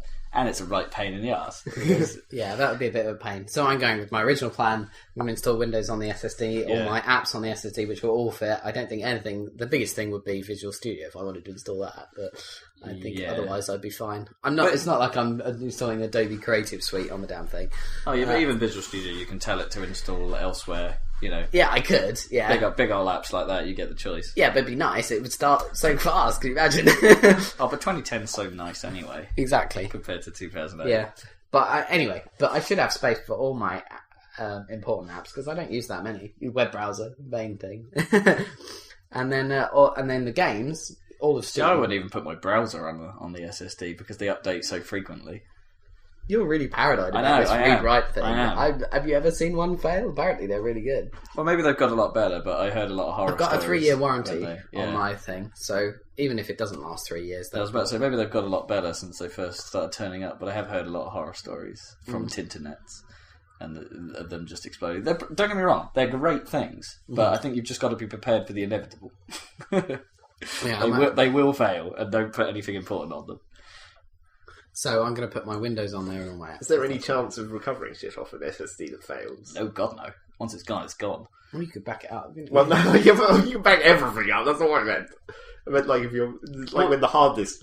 It's like what if the file table screws up like a hard disk? Yeah. Can you still get at stuff on the SSD if it's not literally a hardware failure? Yeah, I don't see why not. Well, that might be tricky. Because in the hard disk case, it's just reading the actual data back off the disk. Oh, no, you're right. Actually, probably to the OS, it's probably no different. There's probably still a file table, and you could probably still address any part of the disk like that. If the hardware hadn't failed. Yeah, but probably if you've there's probably a smaller chance of doing forensic recovery on an SSD, like you can with like you can with hard disks, where you can actually sort of remount the platters and something if you're going hardcore. Yeah, but. Well, if an SSD, presumably SSD is made of multiple chips. If one chip fails, can you still get at different parts of it? You'd be better off just saying it's bust and saying, give but I mean, if you wanted to try and recover data off it. It'll probably be the closest thing to a corrupted sector on the hard disk where it just gives up. Yeah. If a sector goes, you've probably got no chance of getting it back until you can either format but it can or you give in it the the other SSDs. I bet if you were the manufacturer, you could. If you knew what you were doing, you probably could. If you had some hardcore... For us, it would be dumb. But it would be equally dumb trying to get at stuff in a hard disk, really, wouldn't it? Yeah, it's... Well, I recovered my old hard disk when the file table... Well, I was going to say, when file tables go, that's not so bad. There's plenty of methods for just... Well, I forget what the terminology is, but you're basically just grinding all the data off it, aren't you? Sort of go through every single part of the disk and copy it somewhere. It'd be pretty quick with an SSD as well. That's true. You'd be reading. Exactly. You read the whole fucking thing into... So yeah. That'd be interesting to see what you. It's going to be fun because I love games, but I do spend a lot of time just fiddling around with apps and things. Reddit, a lot of Reddit. Yeah, Reddit is amazing. Reddit it'd be good for making. I'm not sure if it's this is a totally random aside thing, but I'm not sure if it's just something that's fucked up on my computer. But Imager the Reddit, the image site, which is the best image site on the internet. Well, it's like, I'm not sure if it's just something on Wifey or whether it's some weird bug in their actual system. But sometimes if you're just going through pictures going next, it loops, and it's like, alright, now I can escape Imager because it's just started looping the same pictures over and over. It's like, I've seen everything in that little section, and then it starts looping back to the start again, and I'm like, oh well, I guess I can close this now. My Facebook It's a convenient escape mechanism. So do you browse Reddit via Imager, as in just go to Imager? No, people just leave Imager shit in the IRC. Oh, right. And then I'm like, oh, next. And it's like, oh wait, it's looped. Wait, I can escape. The Facebook app on iPhone does that as well. If you scroll down far enough on the newsfeed, it's like, hang on a minute, I've read that one already. Oh wait, this is the exact same sequence I read, but it's appended to the bottom of the page. So you can have an endless loop of the same 10 stories or something. Yeah. It's like, I'm not sure if that's a bug on my system or their system, but it's just a really convenient way to get me to break out of just clearing next. That's the trouble with Reddit, it doesn't end. No. You just keep going. More shits. Especially, you should go on rpics all day and just look at all the stupid Imgur links. Yeah. You do get to a point on Reddit where you're like, if you're on Reddit and you can't be bothered with it, and your attention span is really low, like some days it's like, oh, interesting news story, I'll read the whole thing of that. And then sometimes it's like, the only thing I want to click on is something that says Imgur on it. And it's like, the only links I click are the ones that say Imgur. Because they're instant satisfaction. And also, I'm not sure whether this was another weird bug or whether this is something I don't know about it, but someone linked a picture on the mobile version, which is basically comments are off. Basically, as far as I can tell, the only real difference. Yeah. Except, for some reason, I then started going next or whatever, but then I realised that all of these images I was looking at, for some reason, had some, like, religious link, like, they were all about Christianity and shit. It's like, am I just in a really weirdly specific, like, one day where everyone only uploaded religious piss takes? Or is this some weird, like, sorting bug where all the religious pictures have ended up in one chunk on the mobile site? It's like, what the fuck? You're in the, like, strange atheism subreddit part of Imgur or something. Yeah, but it didn't have any indication to say that I was in a specific, like this was a filtered list or something. Yeah. It was just weirdly doing it. I don't know how, because I never go to the Imgur site. Yeah. Apart from the only time I ever go to the Imgur site is when they post a bunch in one, like a gallery, I suppose. Yeah. But otherwise, when you link from Imgur, you just link to the JPEG. You do direct link. Yeah, so you just do direct links. So it's like, it's amazing hosting for images, but you'd never see the site because it's pointless. It's only for uploading, presumably. Yeah. But if you actually go on there, it's like quite organised, isn't it? I don't know. Relatively. I've never actually looked at the actual site either. Anyway, I just go next. Enough of that. Just click the next one. So yes, computer games. But yes, it should be good. And I would like to install at least one game on the SSD to just see what it's like. Just not a Steam game. I'll just think of something that needs. Well, you'll have to find some. Yeah, you'll have to find. I could put Battlefield 3 on there. How big's that installed? 10 gig. 10 gig. That's not so bad. It is when you've already got Windows on there. No, that's okay though. I can fit that because the Shogun is like 20 gig. Really? Yeah, for some reason. Fuck. So I was like, nope. But yeah, Battlefield I might try for a laugh because I'm sure I'd have. But you need to, if you want to really see this at work, you have to have something that you install on both, so you can actually see the difference. Well, I might do that. I'll probably delete it because it's probably not going to be worth it. Yeah. But burn it out. Just do it for an experiment and see what it's like, and then go back to normal and be like, oh no, this is so much slower. Yeah. I don't think it'll matter. I mean, it'll just take out a tiny bit of frustration. It'll be worth it if I keep going into games and crashing out of them. Then it'll be worth it. Otherwise it's just not... Because the hard disk read speeds are actually fast. It's just that the difference with the SSD with Windows on is it'll boot in about 7 or 8 seconds or something.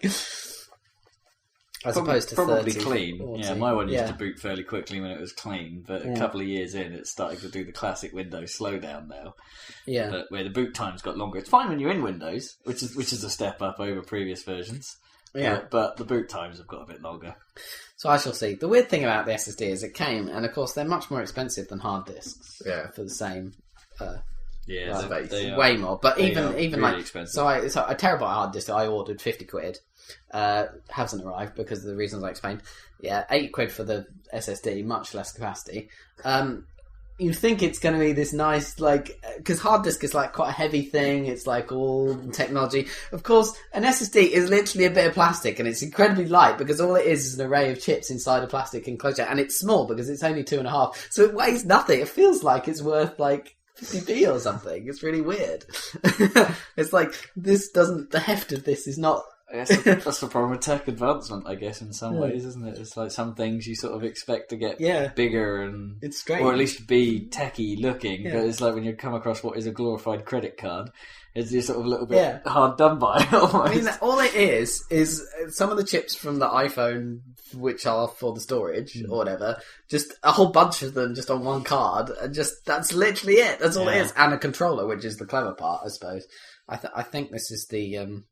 Sandforce, or it might be. There's all different types of controllers, apparently. Anyway, so is it Sonic time? I think it might be Sonic time. Also, we still actually haven't talked about Battlefield, but we talked about the single player, sort of. We've got another hour. Yeah, and I suppose I should clarify my last week's slight rant in that, yes, as it turns out, all the problems I was having with regards to the game being a bit shit once you actually get into the game were lag. Almost entirely lag. But are you sure? There's no way of telling, because you could see things. They fixed that! That's true. They actually updated Battlelog. Battlelog, I can now see ping times for service, so I can at least pick ones that have low ping. Have they fixed that? Yeah. Oh, that's good. Why wasn't that there in the first place? It was they were having problems with Internet Explorer 9 protected mode. Yeah, that was the other thing. We experimented the other night with trying to get the actual Battlelog Party to work. invite and shit to how work. to get the invite system work. Apparently they're having a few fights with fights. Well, yeah, quite a lot of fights with basically internet protection software. Apparently, so Avast or something. Yeah, Avast has a bit of a Barney. Apparently, you have to turn off. You have to entirely disable web scanning, because otherwise Web Shield. Well, yeah, in the end, we had to turn off Web Shield entirely. That stuff anyway. Well, no, it's what scans your network traffic, isn't it? This is what picks up like drive-by viruses and things like that. Oh, right. I've had it pop up several times when I've gone to a bad site. It's like, oh, well, at least that's working. Web Shield's pretty good. I like it most of the time. But you can turn it on to a mode where it only scans known programs. Well, of course, the Battlefield plugin apparently doesn't count as a known program, so apparently it lets all the traffic through. Can you add it to like a whitelist? Tried that as well. That didn't work. The other thing that it supposedly has a bit of a fight with is WebSockets, because that's the technology they're using or something, which is built into Chrome. But we checked that. That didn't work either. Well, that worked okay. Well, my one still wouldn't do it, even though Chrome said WebSockets were fine, but I had to turn off the advanced thing to actually get it to work. This is the thing. Once we've gone through the rigmarole of there's a nice forum thread where they're sort of saying, right, this is all the problems we know about. This is the current known fix list. Can you send us any more info? So there's a nice official thread about it, which is cool that they're doing. Where their official fix is turn off Avast. Yeah, for now. And a lot of requests saying, please, email these guys to ask why they're blocking legitimate requests and things like that. But it's nice that they're doing something about it, and hell, it actually did work in the end. I did actually get a co-op invite. It was very weird. Once we turned that all off, it was like, oh shit, things are popping up! You guys... All of a sudden the UI starts updating itself. It's like, oh my god, that pop-up just came up that said someone was in a game! What the hell? So basically, you guys both using the same virus software was the main problem. Yeah, basically. And we both had to disable it to get into a co-op game with each other. Yeah. Because I think I'm gonna try just using Windows Security Essentials. It's supposed to be really good. Yeah, it's supposed to be really good. Plan. Because I haven't been able to use that for the time and it's free and it's Microsoft, which means it'll have nice integration. Apparently, when this first Battlefield patch actually comes out, one of the things that are changing is how much co-op score you have to get to unlock the weapons. Oh, good. So you won't have to grind it because those scores are nuts. They are insane. It's like 139,000 or something, and you get 10,000 for every mission you play. Yeah, we got 6,000 in the first level we did or something. We did really badly. Yeah, I mean, obviously because we didn't know what we were doing. It was the first time we played it, and we're struggling with the third because that fucking end section. Well, I think if we go in, it's like if you go right near where the guy you're supposed to be protecting is, there's a little alcove, so it prevents you getting shot from the side. Is there? Oh, okay. Which is where I was. Because then when I went down, you didn't know where I was, so you couldn't find me before you got shot. Well, no, we had the problem where it seemed a bit cheap, that section. You're in a Jeep convoy, it gets ambushed naturally. So you dive out the top and you get into some cover. So I'm hiding behind the Jeep, you're shooting at people in this glass-fronted building. Yeah, in this glass-fronted building opposite trying to attack you. And the first time we did it, the most fucking cheap thing happened. Quite literally, 7 guys simultaneously ran round the corner where we just came from and just all downed me in an instant. And I'm sat there going, what the fuck could I have done about that? I'm just lying on the floor, like in one of those like last stand poses that you get until your teammate comes and revives you. And I'm like, there's like 7 guys just all standing there. And they're like, where the fuck did you come from? So harsh. That's pretty cheap. There just doesn't seem to be any good cover down there as far as we can tell. Unless you're meant to actually like move forwards a bit more or something. Unless it just went a bit wrong, that they're supposed to come in staggered staggered waves, and for some reason they all sort of bundled up and was like, here you go, 7 guys, deal with that, you fucker. Maybe, maybe there's some hidden like claymores or something you can find somewhere around there and lay them down or something. Maybe something stupid. But yeah, that does mean that I kind of agree with the review points and that the co-op missions are a bit long for them not to be checkpointed. Yeah. It's like they're about, that's about 10 minutes in that happens. And if you get caught out by a cheap death like that, you've got to do the whole 10-minute run again. But on the plus side, once you've done it once, you start knowing where you start doing it quicker. It was like when we got to that bit where you had the C4 the gate. Yeah. You went and did it, and I just stayed in the Jeep tower and mowed down all the guys who were coming from the side streets. Yeah, you didn't need to join me. Because you only need one guy to go and C4 it. Although I saw a video of that section, and apparently if you spend too long in that room where the C4 is, guys like jump out of those dumpsters. Oh, really? Like in that room. Oh, that's funny. Kind of weird. Boing. I suppose that's the closest thing to an Easter egg you'll find in Battlefield. Well, no, apparently there's quite a lot of Easter eggs in there, really? Single player. I didn't spot anything. No. You don't really spend time looking. There's like a photo booth in the wall where you can do something stupid, or like on a beach somewhere there's like some sandcastles and weird stuff like that. Not that those are necessarily Easter eggs as much as just like random things. Yeah. But I guess they sort of count as Easter eggs. Well, I was trying to think of where there's even a beach in that game that you can actually go to. The villa. You could probably get down to the beach. All the way down to that? That's miles away. Yeah, that is, but you could probably get there. If the game doesn't kill you first. Yeah, exactly. Yeah. It's the only one I can think of. No, I couldn't think of... And how is there even a beach there? Where is that? Iran. Yeah, but is it... I thought it was in, like, southern Russia or something. Iran. Maybe. That section's in Iran. But where's a beach in Iran? That's like the north coast, isn't it? Iran. You don't even know where Iran is, do you? Yeah, geography's that bad. They must have a bit at the bottom as well, and they must have a bit that touches the Gulf as well, don't they? Same as Iraq and stuff. You know, down by... What's it? Where did we fight the British? Where did we have Basra? Right. Down by there. I don't know. Iran. I thought Iran only had a coast on like the Black Sea or something. Or whichever one of those inland seas it is up there. Yeah, it's pretty big, that one. Could just be a really big lake. That's true, I guess. No, don't Google it. Bring up a map. Well, I might learn where Iran is. That's true. My geography is so bad. Noam and I were joking the other day that we didn't know where Worcester was. It's in Worcestershire. It's not in Iran, I can tell you that. Iran has a coast all the way down the Gulf and up in the Caspian Sea, like you say. Yeah, I thought it was up there, or I thought it was on the Caspian Sea was the bit, because it's nearer Russia. See, look, a really big lake. It's the sea. It says sea on it. The Black Sea's further over. That's where Georgia is. You know, that's kind of Russian. That would be kind of Russian, the Russian coast, wouldn't it? Up here. I guess. Because that's Russia. Where is up here? For our listeners at home.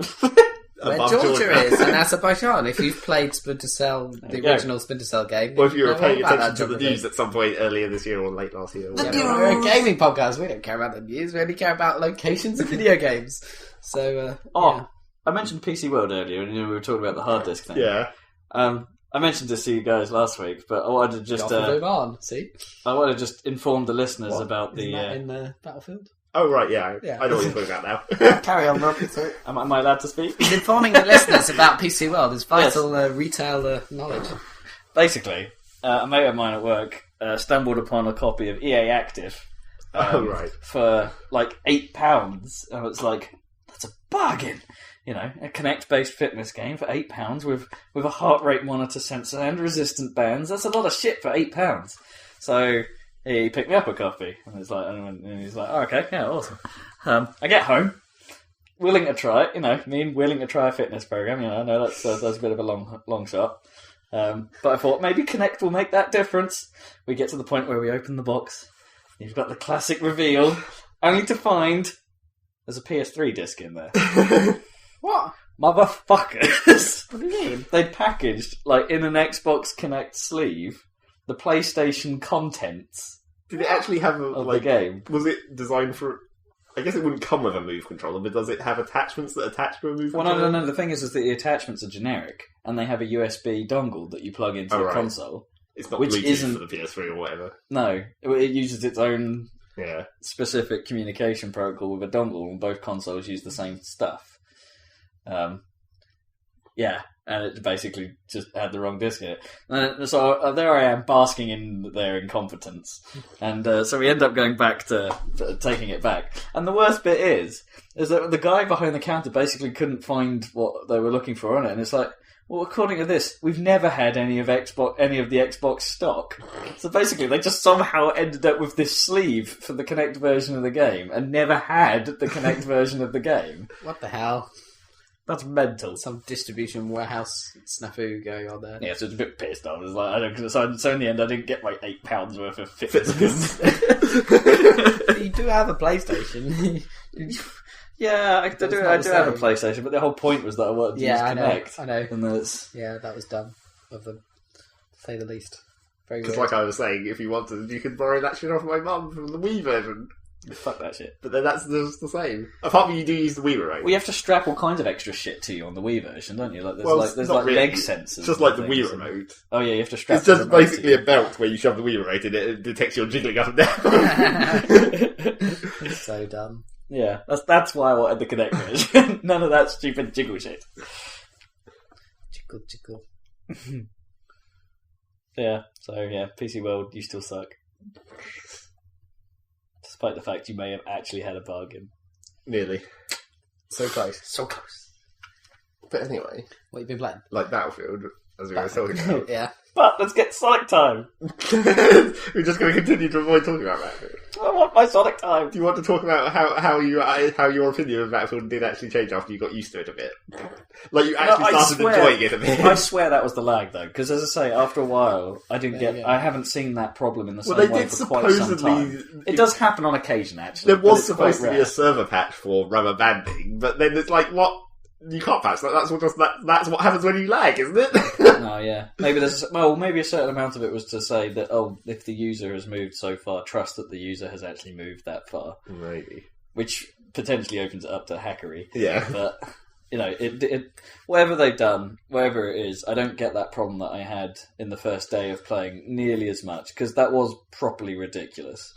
So you take back your negative criticism. I do take it back. I take it back. Particularly after some patches. I take it back with caveats, and that it probably was lag related. So laggy connections are probably still going to have the same issues. It's like they need to put pings on the scoreboard in games, seriously. Well, I've taken quite a lot. Yeah, pings and scoreboards in game would be good. And I've taken to flying the jet quite a lot recently. Well, like last night. Trying to learn how to bloody do it. Yeah. And I still believe that the vehicle unlock system is the game's biggest mistake. The aircraft. Less so for the vehicle. Less so for the tanks, yeah. But for the aircraft, it's stupid. Not having them equipped with flares just makes them completely useless. But as I get said, shot down in seconds. But as I said, you only need 300 points. Yeah, but there's getting those 300 points in a jet that gets shot down in seconds is quite tough. You sort of just need to rush it 3 times. You just need to take off, find the first thing you can see, the first vehicle you can see on the ground, dive bomb it, and then if you crash, it doesn't even matter. Just as long as you hit it enough to score some points. Yeah, that's true. Actually, I probably should have just kamikazed a few things. I think actually I unlocked the flares after me and another jet basically went nose to nose and exploded in midair, which was hilarious. But then I unlocked the flares, and then after I got the flares, I could actually survive in the air for a bit. And it's soon after that you unlock the heat-seeking rockets, which make it even more fun. But it's like there's that period of time which took quite a long amount of time of me trying and flying and dying. It all rhymes. Conveniently, and eyeing. It's a bigger rhyme. Okay. Trying and flying and dying, and then you finally hit this sweet spot where it's like, oh, actually, I can do this now, and actually sort of make a difference and shoot stuff down, and it's actually fun now. I was helping. Yeah, Zach was helping because I he was was... just getting the AA. yeah. But even so, it You made were on his team, so you were Yeah. just shooting down all his... I was like, quite a lot of them, like, I disable it and then Rob would go for the kill. Because once they're disabled, it makes it much easier. Well, that happened once. I got a couple At least twice. You just don't notice as much because it's a hard couple to of tell. legitimate kills. Shut up. I got Well, a yeah, heat with seeker the shot on a you definitely chopper, got people. and a couple of jets. I got with heat seekers. But when you were gunning it, Yeah, the gunning was pretty tough. Before I got heat seekers, yeah, that is kind of tricky. yeah. I did have a couple of moments where it instant killed me outside of the battlefield, but we have a theory about that, about it instant killing you in enemy spawn points or something. If you bail. Yeah. Oh, that makes sense. To stop. Yeah, it's not so bad, you just don't expect it. Yeah. So yeah, I'd take most of it back. The multiplayer is amazing. It's great. You need to unlock more guns and shit. I do need to play. And interesting things that aren't guns. Yeah, but the problem is it's all time based and like time, Well, and the time like limits are it's quite not high. really time. I'm it's only more 20 score. I'm only 25% of the way to the recon cocking UAV, which sounds great fun. You need to do more long range recon. That's how you get recon score. As I discovered, right? Like I already have the recon service staff and getting the whole unlock tree, and I'm like 50% to the next one. Yeah, but how many hours have you got on clock? I don't know, but it's not like I said. With recon, it's really easy to score if you just go long range. I have like 12 total, which is probably like a tenth of yours. Not that little. I'm probably not over 6. Well, probably not over 70. That's still, 4 times. If I'd have played for that amount of time, I'd have had the UAV by now. That's true, but you could do it quicker with long range headshots. Yeah. That's where the score is in recon. That's why I haven't got virtually any of the unlocks for assault, because it's like... I'm not convinced it's as useful to the flow of the actual winning of the match, but yeah. It can be. But score whoring, yeah, definitely. Yeah. Agree with that one. Hella points. Do you need to, like, hang on for a bit and wait for, like, better sniper rifles to tackle stuff at that range, though? Well, once you get the SV98, that's pretty much the best one until the end, as far as I know. Once you get, it's basically the bolt action, because those rapid fire sniper rifles have ridiculous bullet drop off, of course. So yeah, they're not good for long range, and they don't do enough damage. No, it usually takes 3 or 4 hits unless you can land a head with those, which is a bit irritating. But yeah, with the SV, you can easily get the long range shit. And of course with the SV, it's like the ballistic scope is the first one you unlock, so you have the 12-9 scope straight away. And then it doesn't take very long before you get the bipod, which takes away the scope sway. Good. And then that just makes it really easy. Awesome. I look forward to that. I don't find myself needing to play recon very much because there's usually quite a few recon players. I'm doing it. Yeah, but either you're doing it, yeah, and you can spot for me while I charge in like a mad fucker. And... I wish people would fucking look at their minimap. Oh god, yeah, I know, you're getting really het up about that. It's really annoying. It's like, you have the UAV and you can, like, use the standard, like, press Q spotting, which highlights people, gives them their 3D overlay spotting icon or whatever. But if you're directly above them, it's also a motion scanner, and it pings that everything that's moving underneath you, but that only appears on everyone's minimap. And it's like, the number of times, it's like I was hovering over a base where they were back-caffing us, and I could see like 4 enemies there, and one guy from our team came from our spawn, ran precisely through the entire base, completely managing to avoid all the enemies and never seeing any of them, and then just carried on. I was like, fucking look at your minimap, you idiots! Wow, that's special. Yeah, because basically, if you're in like a bit of, or you're doing a bit of defense, then you're more likely to spot someone on the minimap coming around the corner that someone else has spot on your team than you would be for you to pick up on the 3D tag if they're turned on the server. Well, it's because the 3D tags are in 3D. It's like, if you can't see that guy, you won't see the tag. Because it's like if there's a physical obstruction between you and him. Oh, yeah. But that does kind of work in the favour of sniping. Because it's like, if you can see the tag, you know you can see them, so just shoot at that general vicinity. Yeah. And hope you hit them. Yeah. Especially because obviously the tag conveniently points directly at their head. So it's like, there's a tiny pixel there that seems to be sticking over a hill. You hit someone like that, then? Yeah, quite a lot. Yeah, that's what you do. Happen. It's like, that's counter sniping at long range, basically. You just pan your view across the horizon, basically, pressing the spot button occasionally, and then as soon as you go, I saw an enemy soldier, you go back and it's like, where's the 3D spotting thing? Oh, there it is. Shoot at it. Okay. It's like, I actually think you need longer scopes than 12 times. Because even at 12 times zoom, it's like, you're still shooting at like 5 pixels, sticking over the top of a hill. That's awesome, though. That's what you're not going to get that in Call of Duty, are you? No. No, that's true. That's sweet. But I also find myself leaning forward a lot when I do that. It's like I'm in the scope and I'm like, I need to look closer at this because I can't freaking see anything. Yeah, no, I do that as well. That's quite bad. And then the other annoying thing is I have to do that because I can't.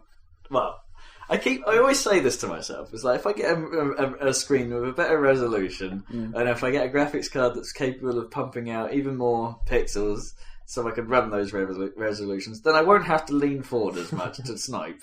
Theoretically. I still do it. No, you don't have the longest scope yet, though. No, I don't. But I still, it doesn't matter what game I play, I still always lean forward until they have fucking Retina displays as the default for PC monitors. I'm going to be leaning in and fucking my eyesight royally for the next decade. It's like my eyesight's already fucked, so I should probably wear my glasses even when I'm just normal sitting at the computer. But I swear my eyesight's getting worse. Also, I blame sniping. If you scale up an iPhone Retina display dot pitch to a computer monitor, what resolution do you get? Like a 4K res? Yeah, it would be near 4K in the terms of 4K horizontal. Yeah. Because that would be about 2,500 pixels higher, I reckon, for your average screen. Because that's about 800, isn't it, on an iPhone screen? It's pretty tall. Yeah, it's 960, isn't it? 960. Pixels? Oh Jesus, so. That's even more. Yeah, it'd be. You'd need an 8K resolution screen. But that will happen inevitably. That's the pace that the screens already exist. They're just not that big. No, but it won't be long before you can get that. Need some serious power to drive a screen like that. What graphical power to actually do real-time graphics on that would be insane, yeah. That would be hard. But then you could show films at 4K res on your computer monitor for a laugh. You can imagine the storage requirements of that shit. That'd be ridiculous. I'm going to have to see. What is my monitor? It's like 22 or something. So it's... Isn't yours a 1080p monitor? Yeah, it's 1080p at 22 inch. So yeah. Definitely 4. Well, 3.5. 3 and a bit, yeah. So, you're talking about 3,000 pixels tall. It's ridiculous. It is so much better because I had that problem with my iPhone 4S briefly where it wouldn't turn on, and which got fixed by holding down the power button and home button simultaneously for 30 seconds. Oh, yeah. Which I didn't know, but during that period I went back to 3GS and it's like the screen is just... You can't go back, can you? No, you can't go back. It's like you thought it was fine. Yeah, I really thought it was fine. But it's so much better. It's like whenever I pick up Gnome's phone, it's like, something wrong with this. Yeah. It's so weird going back. Is it Sonic time? I think it's right, Sonic time. God damn it. We could still talk about that forever, of course. I feel like we should have a cake or something to celebrate the awesomeness that is. Well, you could have it in celebrate game the fact that happens. Finally, a good Sonic game. Not that Sonic Colors wasn't good, but it was a bit weird being on the Wii and not anything else. This is definitely the tour de force. But then again, this is better on PC, which is also weird in its own way. Yes. Well, let's talk about that. Sonic You're the one who's Generations. played it. Give us your review. Yeah, let's talk about the game first, and then we'll get onto the PC differences, because there are a couple that are noteworthy. Yeah, I guess. Is it way too short, like you said? Yeah. God damn it, it's way too short.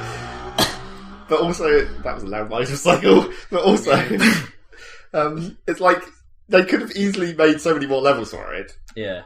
And it's like you just hope that they will release. It's like they should almost make DLC for it, but you think like what they actually should be making for DLC is basically Sonic Generations 2, because they shouldn't put less content in a DLC pack than they already have in the game almost. Yeah. You just want a quick sequel. Well, I don't want a quick sequel. I just want a DLC pack for the original that's as long as the original. Oh, yeah. God. Well, the problem is, to put that in perspective, Sonic Colors, which we thought was a bit light on content when we first played it, has 6 stages per zone.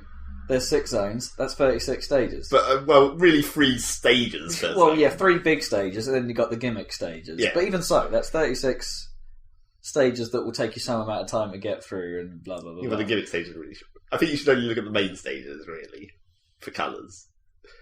Alright, well, that blows my argument out of the water. Not really. Because it's 18 plus then stages, which is the exact same number you get in Sonic Generations. Yeah, but then you only get 2. You don't get more than 1 of each style. Is the problem with Sonic Generations? You only get one 2D Green Hill and one Well, 3D Green You Hill. technically get two in the graphical style, but in Yeah, but I'm talking about gameplay style. yeah.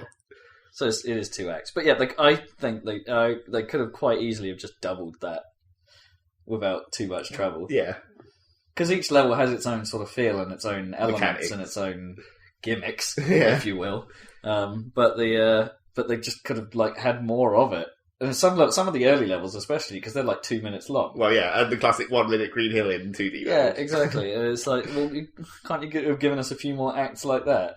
I wouldn't have cared so much if they'd have just recreated all of Green Hill Zone, all 3 of the first acts, and done them in the new graphic style. They didn't really recreate even one of them. It's a new level. Hybrid. Yeah, it's all new, but you know what I mean. It would have been, Which is cool. I wouldn't have cared actually if it was an opening. It's let's just play Green Hill Zone with fancy, Just play all super the old awesome levels looking again. graphics. Yeah. Yeah. It has to be said, it does look good. This is basically what you kind of wanted we've wanted from a Sonic game for a very long time. Is a nice looking HD Sonic game that actually plays like Sonic and the best bits of Sonic. But it is cherry picked, isn't it? The best bits of classic and the best bits of modern. But as we discussed before, the level choices aren't exactly the best choices. No, we don't think. I still, yeah, they could have picked better stages or slightly more iconic stages than the ones they have. But Well, some of them are fairly iconic. It's- Obviously, Chemical Plant. Green Hill, Chemical Plant are good choices. It's as we said, they're either Green Hill-esque or City-esque. Yeah, it's the choice to really pick this sort of Seaside Hill. Seaside Hill, yes, too much like Green Hill Zone. And Planet Wisp, I guess that's different. But No, Planet Wisp is a good in the choice. 2D version, that is quite a lot Green Hillish. Planet Wisp is a good choice, but if I was going to go for a level from Colours, Colours, you would go for Sweet Mountain for the trumpet. fuck yes, it has to be Sweet Mountain. That is the most standout original level from Sonic Colours. Where else did they? The speed Yeah, the Speedway. places Get that to go. song. Got to Was it follow the my... City Speedway or whatever it's called? Speed Highway. From Speed Highway, yeah, that's it. Yeah, that's a bit of a shit choice. But then what would you have taken from Sonic Adventure, if not that? Pumpkin Hill. No, that's Sonic Adventure 2. Yeah. What, like Red Mountain instead? Oh yeah, Red Mountain. That would have been a good one. But I don't really remember the Sonic level of that. I don't think they had a Sonic level for it. There was the speed, or was that the E There was version? a Knuckles version and an E one blah blah the Gamma. Yeah, As he was called. wasn't he that was quite speedy though? His version of it, I seem to remember, compared to some of his other levels, which were more shooting gallery. No. There was a canyon level in Sonic Adventure 2 that I think you're getting confused with for Sonic. I don't think Sonic had a Red Mountain No, but I mean, action stage. I'm sure in there Sonic was Adventure 1. I'm sure there was a faster feeling Red Mountain. If it wasn't Knuckles, it must have been the robot. Yeah, I'm sure it was faster somehow. shoot shit. Well, yeah. Yeah, I'm trying to think what else was it. Oh, the ice cap, I suppose. Cause it's You just want an ice level. For fuck's sake. the ice levels are usually a good levels. Yeah, but all that level had going for it was the snowboard, as usual in ice levels. Yeah, maybe. But even so, that would have given you a fucking avalanche. Anyway, we're talking about the actual levels that are in the game. Yeah. Maybe. Maybe. What's your vote? It's like we continue. Well, Crisis City was probably the only choice they had from Sonic 2006. Oh, but, yeah, but Kingdom Valley would have been nice. yeah, but then to, that's all just like Green Hill again. So. to be honest, they could have just done without having any of that game. From in that it. game, Yeah. Just forget that game ever You existed. can't not have that. It's like there's. They We'd needed rather to- forget that ever existed. They needed 3 games in that generation of Sonic. No, they don't. They did because they had 3 in the other ones. Just pick another Sonic Adventure level. You Sonic can't Adventure do 2 in one level. game. Or, well, they picked Spagonia. Or Sonic Colors level. Oh no, they picked Wisp. Didn't they? You can't- What about the DS games? Yeah, but those would have been more suited to the DS cut generations. But then that didn't actually take levels from those either, so I guess they screwed that up. Or did they? I don't know. I can't remember the What actual about Sonic level 3D? list. They didn't pick any levels from Sonic 3D. That's true, or CD, but I mean, those aren't the right generation to replace Crisis City.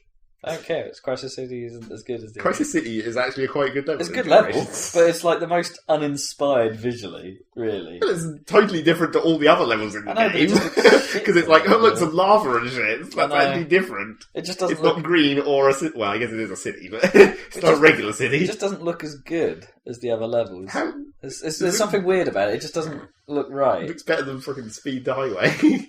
Speed Highway is generic, boring, grey blandness all over the It place. looks alright though. You're in Sonic Mall at one point. That's new. Yeah, I guess. Anyway, it's good. It's Sonic.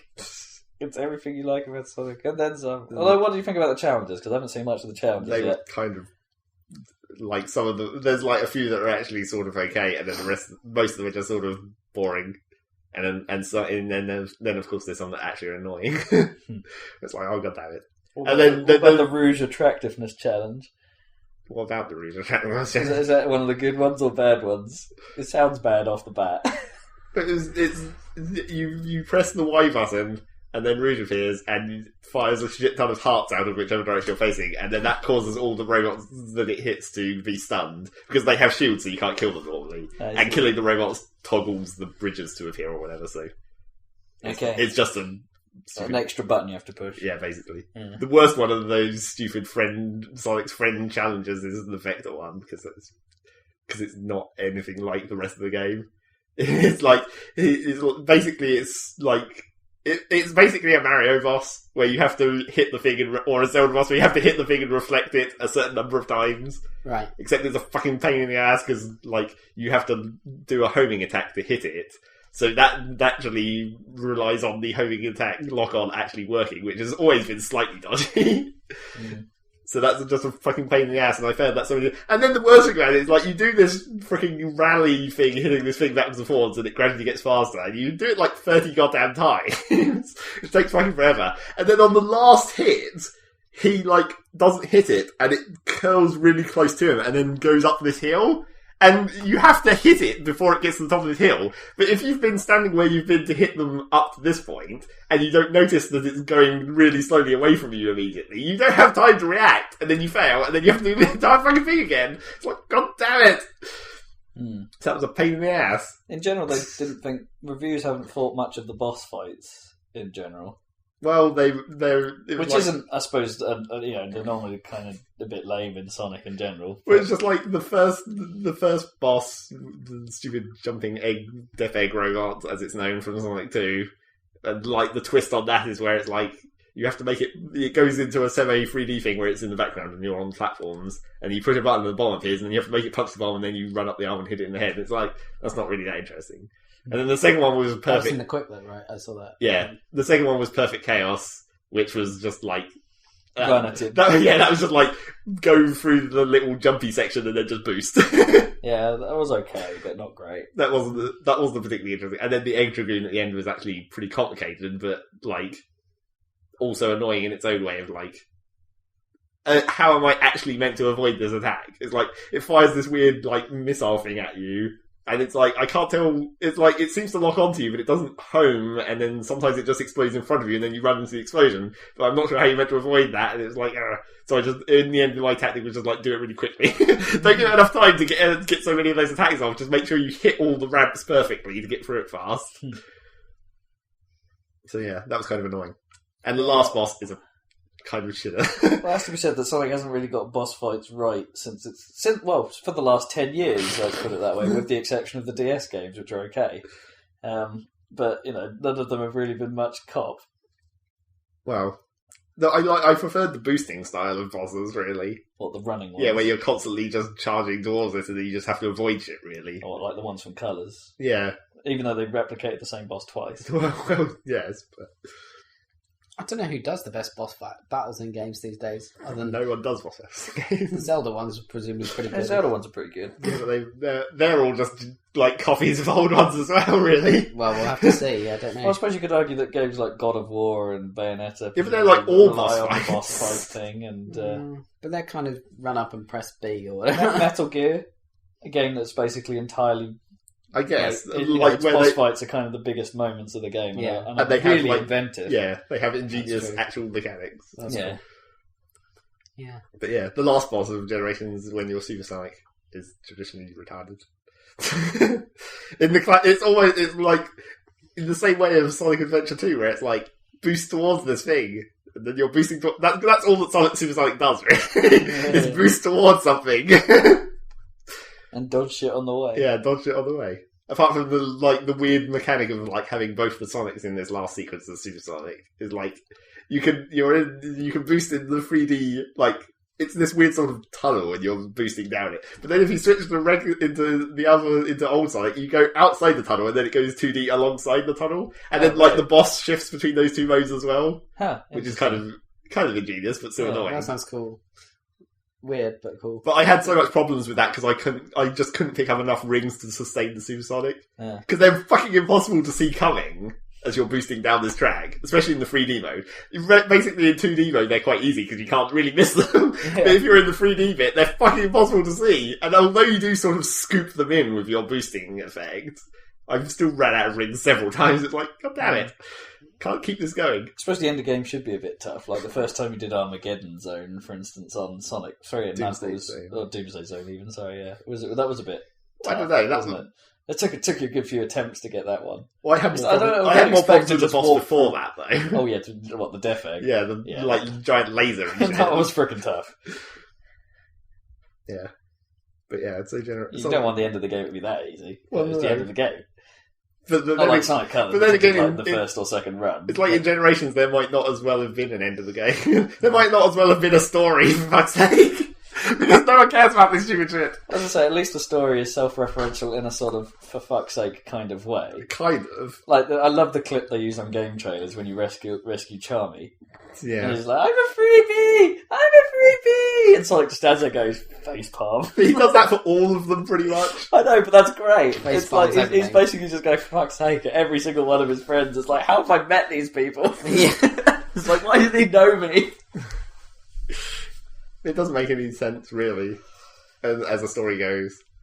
And the ending is... And also, Who cares, as long as it's sort of like I like the new approach, the sort of like light-hearted, let's not... Well, there's also not enough of it if you wanted that. It's like, if you actually wanted more of the cheese, there's not really very much of the sequences. There's just like 3 of them. Oh, yeah, there wasn't many in colours either, were there? Well, they were longer in colours. Yeah. But also, the end of the game is the annoyance of Eggman being Eggman and not Robotnik. Because Robotnik and Eggman both exist, of course. Excellent. And they turn up So together. they actually recall them, the 2 different names. For like one line. It's like, you come into the final boss, Eggman and Robotnik are like there, talking to each other or whatever, and they both talk at some point. But basically, the 2 Sonics run in, and like, old Tails is like, Robotnik! And then that version is like, nobody calls me that anymore, and it's like, fuck. Now they're both called Eggman. Poop. It's like, when did he decide that nobody calls him that anymore? Like, during the period of this game? Apparently. Yeah, maybe. Yeah. God damn it. Well, at least it's referenced. Yeah. At least they're not sort of like just ignoring that it ever existed. Yeah. Which would have been the Japanese approach, I suppose, but... Kind of sucks. Because now that means that, in actual fact, he's been called Eggman since the end of Sonic 1. Motherfuckers. Retconned. This is making me want to play Sonic 3 again. Oh, naturally. I fucking love that game. Because Sky Sanctuary is not a good level for... Well, it's an okay level, but It's not... quite nice. I would have preferred the visual styling of virtually any of the other levels.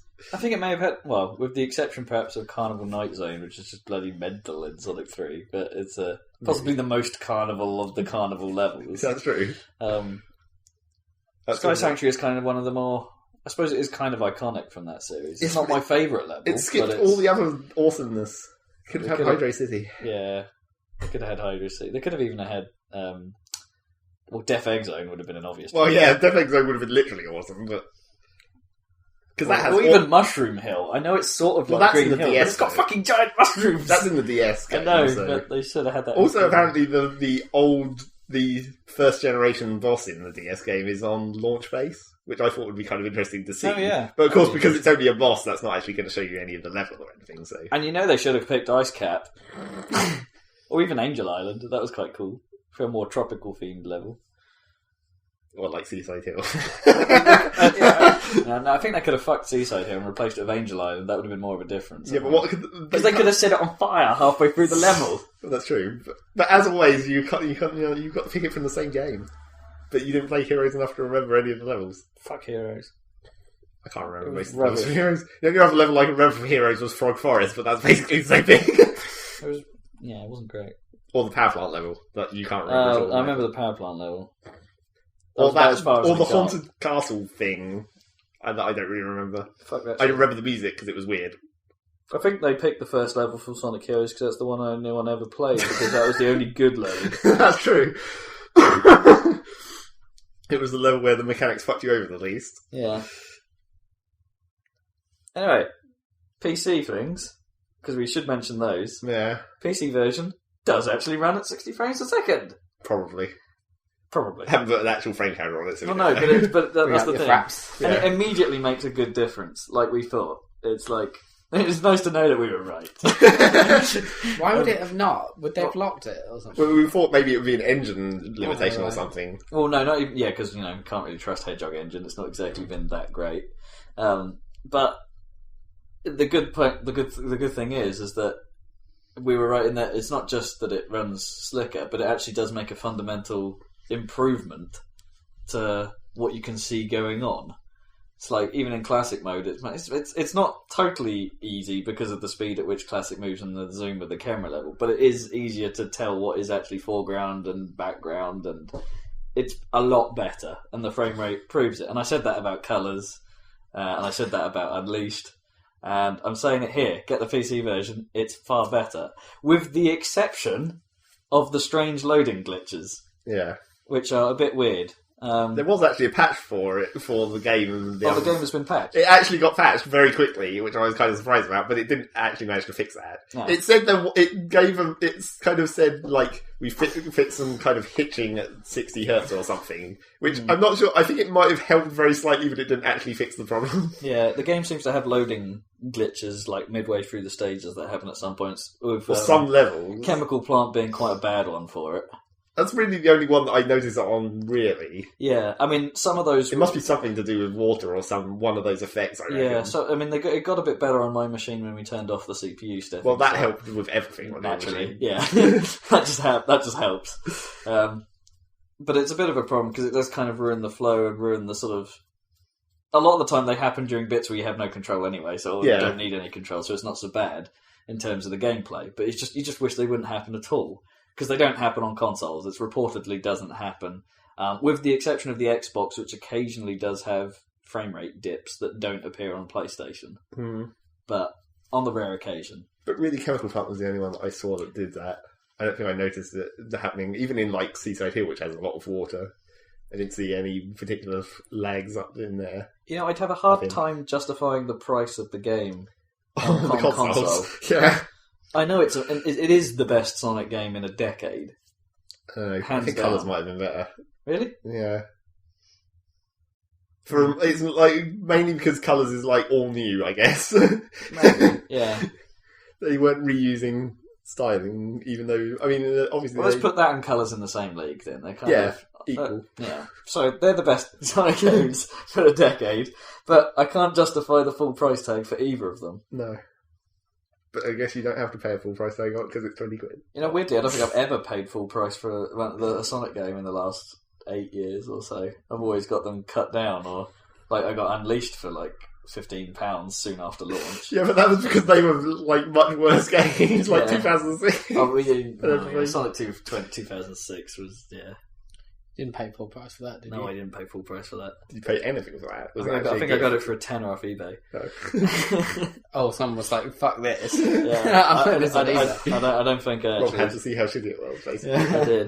I did. So you're playing this with a keyboard? No, I'm playing that's another problem, isn't it? That was another problem. They fixed that in the fact as well. Did they? Yeah, because you couldn't drift when you were using the keyboard controls for some reason. But they fixed that. But it's really fucking difficult to play with keyboard because there's just so many buttons you need to... They're all individual things that you'd theoretically have to be doing at the same time. You used to play Sonic 3 with a keyboard. Well, that's because you only had jump and left and right. Or and down, I guess. That's pretty much all you need, though. Yeah, whereas, you need modern Sonic especially needs a few more buttons. Well, it's because it wouldn't be so bad if you didn't have to be able to push a lot of the buttons at once. Yeah. It's like you need to be able to quick step left and right, but you also need to be able to boost and jump at the same time, which is 4 buttons, and you need to be able to steer. So you're already trying to push 4 buttons with one hand and 4 buttons with the other, and those like the quick step buttons, you then have to not be pushing in a different section or whatever, because you're doing something with another 2 buttons somewhere. So there's basically way too many buttons to manage on a keyboard, really. It works well on a pad. Yeah, of course. It does work well on a pad. Because then you've got like your fingers are better laid out for pushing a whole shit ton of buttons at once. They're more like where you'd expect to push them, aren't they? Based on the action. Well, yeah. Which is quite nice. But, yeah, it doesn't work so I can imagine. I haven't tried it on keyboard because I just plugged in my controller. No. But it's I can imagine it would be a bit of a pain. Did you try it then on keyboard? Yeah, because I hadn't borrowed a controller from at that point when I first played it. And then I was like, oh, the drifting mechanic literally doesn't work. And then I was like, well, I guess I just have to get a pad then. Yeah. Yeah. So I got a pad, and it's much better. So, yeah, get the PC version, would be our advice. And also the online features actually work pretty well on the PC version. Oh, well, they're still hacked. Well, obviously they're still hacked. Like, Every Sonic game ever that has an online scoreboard has hacks. It's so stupid. You'd think they'd have got it right by now. Well, you think they'd automatically ban any time that's 0 seconds. That would at least get rid of those. Yeah, that's true. You're going to have to be slightly smarter than that, hackers. We've disabled the infinite speed hack. Yeah. 0 seconds. I have like the 17th best time on Crisis City on modern Sonic because I'm awesome at that one level. And I'm going to have to put up some competitions soon. If I could do the fucking Sky Sanctuary run that I know how to do, I think that would be a pretty good time as well. But I can't fucking hit this one jump, which is bloody impossible, and I die on it every time, and it's right near the end of the level. It's like, god damn it! Can you hit that tiny little ledge or was it hook thing on Chemical Plant yet? Where you have like this. Oh yeah, I could get that one most of the time now. Yeah.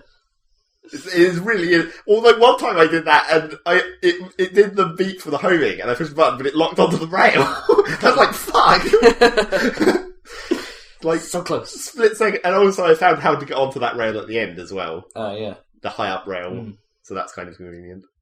That gets a few bits of seconds. And the other time trial, multiple routes. Yay, they're back and done well.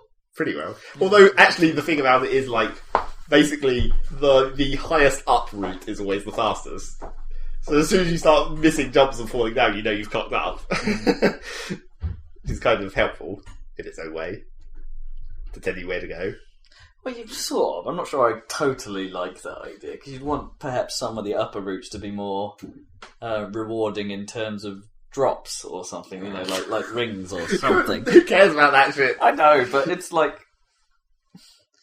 Does the game actually? Here's a question, because this was one of the things I liked about Sonic Colors, but never actually did it. Yeah. Is the direct assault style mode where where you just run through the whole game without stopping? Yeah, classic mode, classic life limit, start to finish, one run. Yeah, I wish it had that. That would be nice. It doesn't have that. No, that sucks. Because that would be for me. That would be a more entertaining scoreboard. If it was also ranked on score. But then it's sort of more annoying as well, because I'm already like restarting levels over and over trying to get a perfect run, and that's like 2 minutes. But if I had to do an entire like 20 minutes of playing the whole game through in one go without cocking anything up, I'd probably be really annoyed. Oh, I think that'd be great. I think I'd love that. Because I remember a bit as a kid playing Sonic 1 on the Game Gear. And playing, because that was only an hour long to get through that. That's how long your batteries last. Well, that was half the battery power right there. And I never played it on batteries. No. Fuck that shit. That's true. Plug it in. Yeah. Strap it on. Yeah, portable gaming at its finest. Plug it in. But yeah, I used to sort of do runs on that with the intention of ending the game in a way that would get me a massive score, and I went to the effort of writing down in the back of the manual my previous scores and things like that, basically having my own like personal best table. Oh, cool. And it's like, yeah, I was proper hardcore back in the Game Gear days. But it's no, not one of the Sonics really since then has been quite captured that thing, and I'd love to have that again. It's like they don't care about scoring longer. Yeah, perhaps it's if all about time. Perhaps if they just made maybe even a time run for the entire game would be alright. But I'd quite like the option, just the option to do it. Yeah, it's not like it's a big change. Like perhaps even if you just limited generations to like modern only run or classic only run. Yeah, and do those 9 classic stages in one go and get a score for it at the end based on how many lives you had and the time. Because dying should be penalised, which is why I like the idea of score. That's the weird thing about the time trials, is like if you die the timer just keeps going and you carry on from the last checkpoint, which in some cases you can be like, I like missed the jump immediately after the checkpoint. It's like, well, that's only going to add a second to my time. I guess it's good enough. Fuck it. Mainly because I try to put a time on every level because there's an achievement for that. So it's like, close enough. Fuck that shit. Are they Steam achievements? Yeah. They've gone to the effort of doing Steamworks really quite well. Also, the 30-second distance time trial, which is like how far through a level you can get in 30 seconds.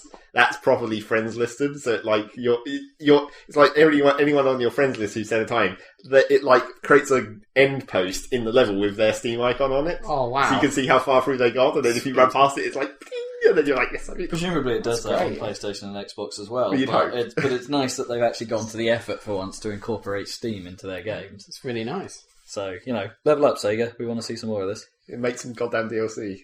But not make good DLC. Make like 3 levels in one pack and make it like £2. They have such a wealth of DLC they could make for this game. Yeah, like they could just remake every game. I bet they won't. No. But they should. I mean, they already made the stupid Casino Night where it's basically just a pinball table. Yeah. That's not a level. What are you doing? Is there any word of that actually being released on PC? Supposedly that was meant to be a pre-order bonus for... It wasn't meant to be a DLC as much as a day one DLC, like for pre-ordering or something. I have no idea. Okay then. So that's Sonic. Get it. Yeah, for cheaps. I'm considering It'll probably be in a Christmas sale, so. It's in the Steam sale and it comes down to £13 or something. Yeah. I'll be like, totally. Show your support for Sega. Yeah. Also, the red rings I forgot to mention. The red ring things in the level. Oh yeah, are way better than the way better than Colours' ones because this one just you have a convenient method of getting a clue to where it is in each level. Yeah. So you don't just have to blindly run through every level and try and work out where all the different routes are. You can be like, in this specific area, go this sort of vague facility. Well, you sort of knew in Colours because they were ordered, weren't they, throughout the level? Well, yeah, that is still the case, where you can tell where it's like, I got the first one, so I must be... That's okay then. That means the second one will be after this location. Yeah, exactly. But that wasn't very much of a clue. It was quite difficult to find some of them. Yeah, but it was I don't know, it was okay. But I got them all in Generations, so got the achievement for that as well. And there's only two more achievements I still have to get. The tie trial one, because I haven't quite finished that, and do the final boss without taking a hit, which is going to be annoying. What a pain. Because that boss is quite long, and Supersonic is a pain in the ass, as always. Yeah. There's an achievement for using Supersonic in the normal levels, because you unlock that as a skill. So you can... But it's really weird, where it's like, it drains your rings super fast now. So it's just like, it doesn't even last that long after you get your 50 rings or whatever to trigger it. But it's also like... I only did it in modern Sonic, so I don't really know about the classic Sonic mode. But if you're boosting, you actually fly off the ground, which means sometimes you don't actually hit ramps and stuff because you just fly over them because you're floating so far above. This is really strange. Oh, that is weird. It kind of breaks up the flow of the level somewhat. Yeah. Bizarre. Yeah. Make sure you slow down a bit. Yeah. It doesn't actually last very long though, so I guess you're okay. Yeah, maybe that was the intention. You're supposed to use it where it works. Yeah, best. for just to get through one bit quick. And if you have do time trial scores, are they based on having no skills? Yeah. Oh, that's good. I was about to say because that would really fuck that up. Well, it fucks me up as well because I know it's in some particularly at the start of Crisis City, there's a much quicker way to do it if you can use the blast off skill in the actual game. But since you don't get that in time trial, I had to work out a completely different way to do it that was still reasonably fast, which is kind of annoying. Because it's my time would be literally several seconds better if I could use that blast off skill. Shall I spend 5 minutes talking about Mortal Kombat? Go on then. Maybe. Mortal Kombat! As you should shout whenever you mention Mortal Kombat. It's a fighting game. Mortal Kombat! That's more like it. I was thinking about that sound that's not quite. It's not quite as retarded as I've got to scream it a little more in the distance. It would be more like. Don't fall over. Mortal Kombat! Yeah, that's about it. With some flames and a dragon head, And a stupid tune. Yeah.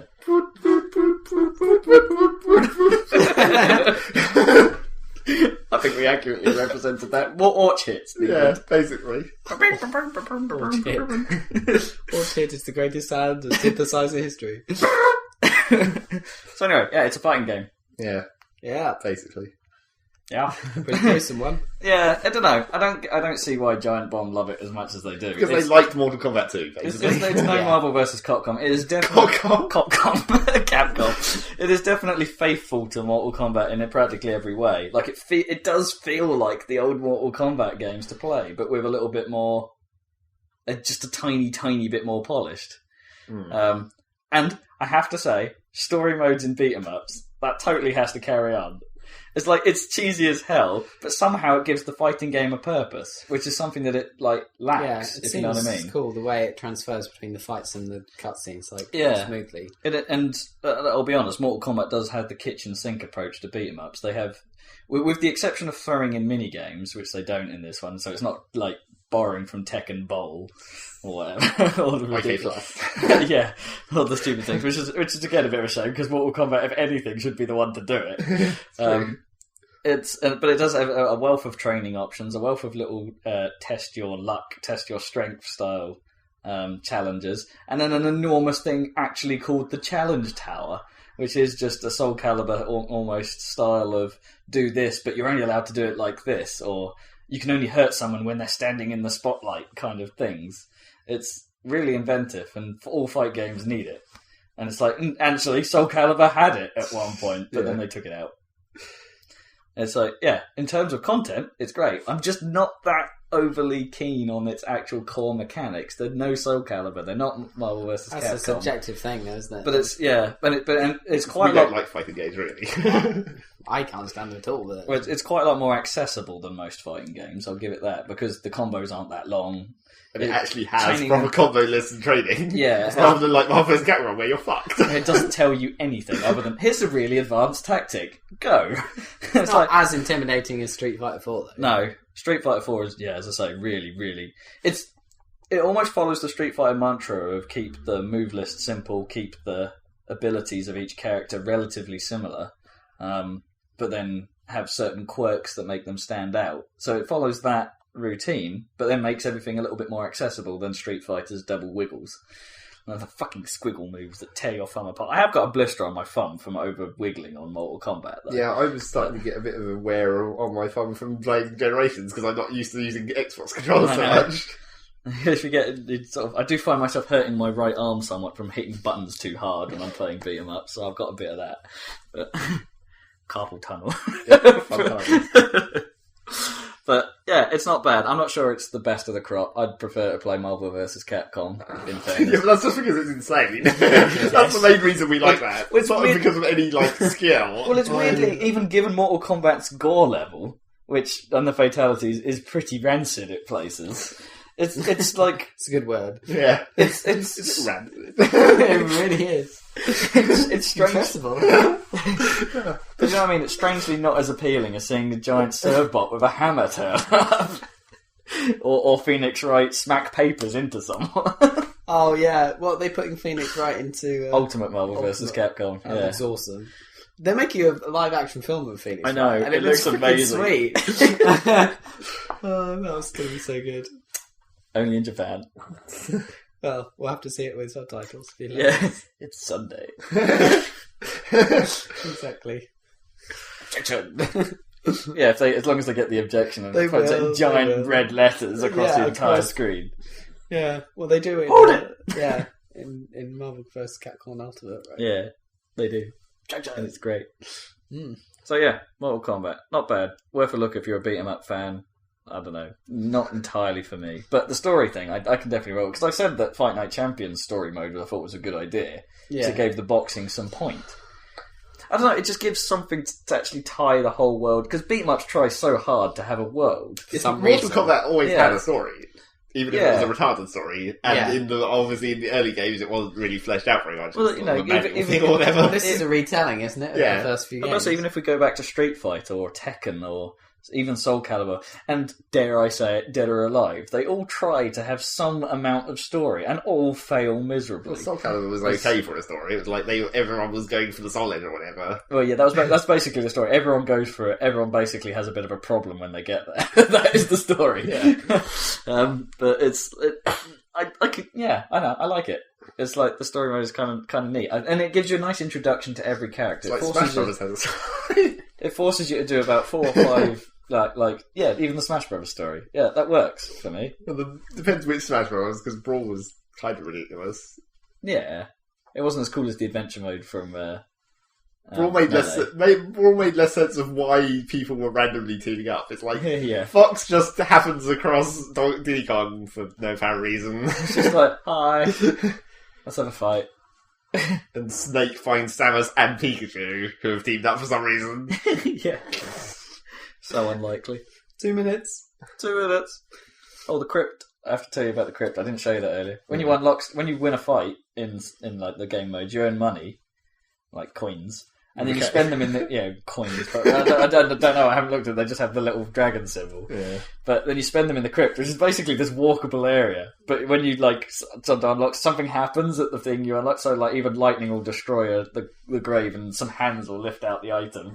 Or there's a load of torture devices, and you pay money to kill the dude in the torture device, and he gives you something. Or something gets force fed into someone's mouth till his stomach explodes, and the thing is in there. It's all very lovely. Lovely. It's family friendly fun. The Bayonetta like as well. But they've even gone mental. I just love the fact that they've gone mental with the unlock system. But it's a bit of a crapshoot, because everything's worth a random amount of money, and you pay the money, and then you might not get what you wanted. You might get something shit. Yeah. You can't always get what you want. I got all the unlockables in Sonic Generations as well, speaking of that. Woo! All the art and music. Yeah. I wish you could unlock just the actual music of the game in a jukebox. Yeah. That's a shame. Because you just get all random remixes. other music. Yeah. And which are sometimes remixes, and sometimes not remixes, and sometimes just like, maybe this was how it was meant to sound originally before it had to get crunched down to 16-bit or 8-bit or whatever. Wrap it up. So, yeah, weird. Take us to the bridge, Dan. Weirdly awesome. Weird. So, thanks for joining us on the Saladcast. Take to the bridge. Plenty to cover today. Next time, what are we going to have? More Battlefield. Maybe a patch. Bit Batman from me, possibly, with my new PC. More Assassin's Creed, possibly, from Rob. Yeah. That we shall see. Yes. We've got 1 week where we haven't talked about it. Thank God. That's true. We didn't mention it. So success. And then I'll get Revelations, and we'll be fucked for 2 months. Yes, we'll have to get guest Matt in for that as well. Indeed. So join us for that. But thanks for joining us. Big old ass off. Goodbye from me. Goodbye 2 from seconds. you. Goodbye from us. Bye.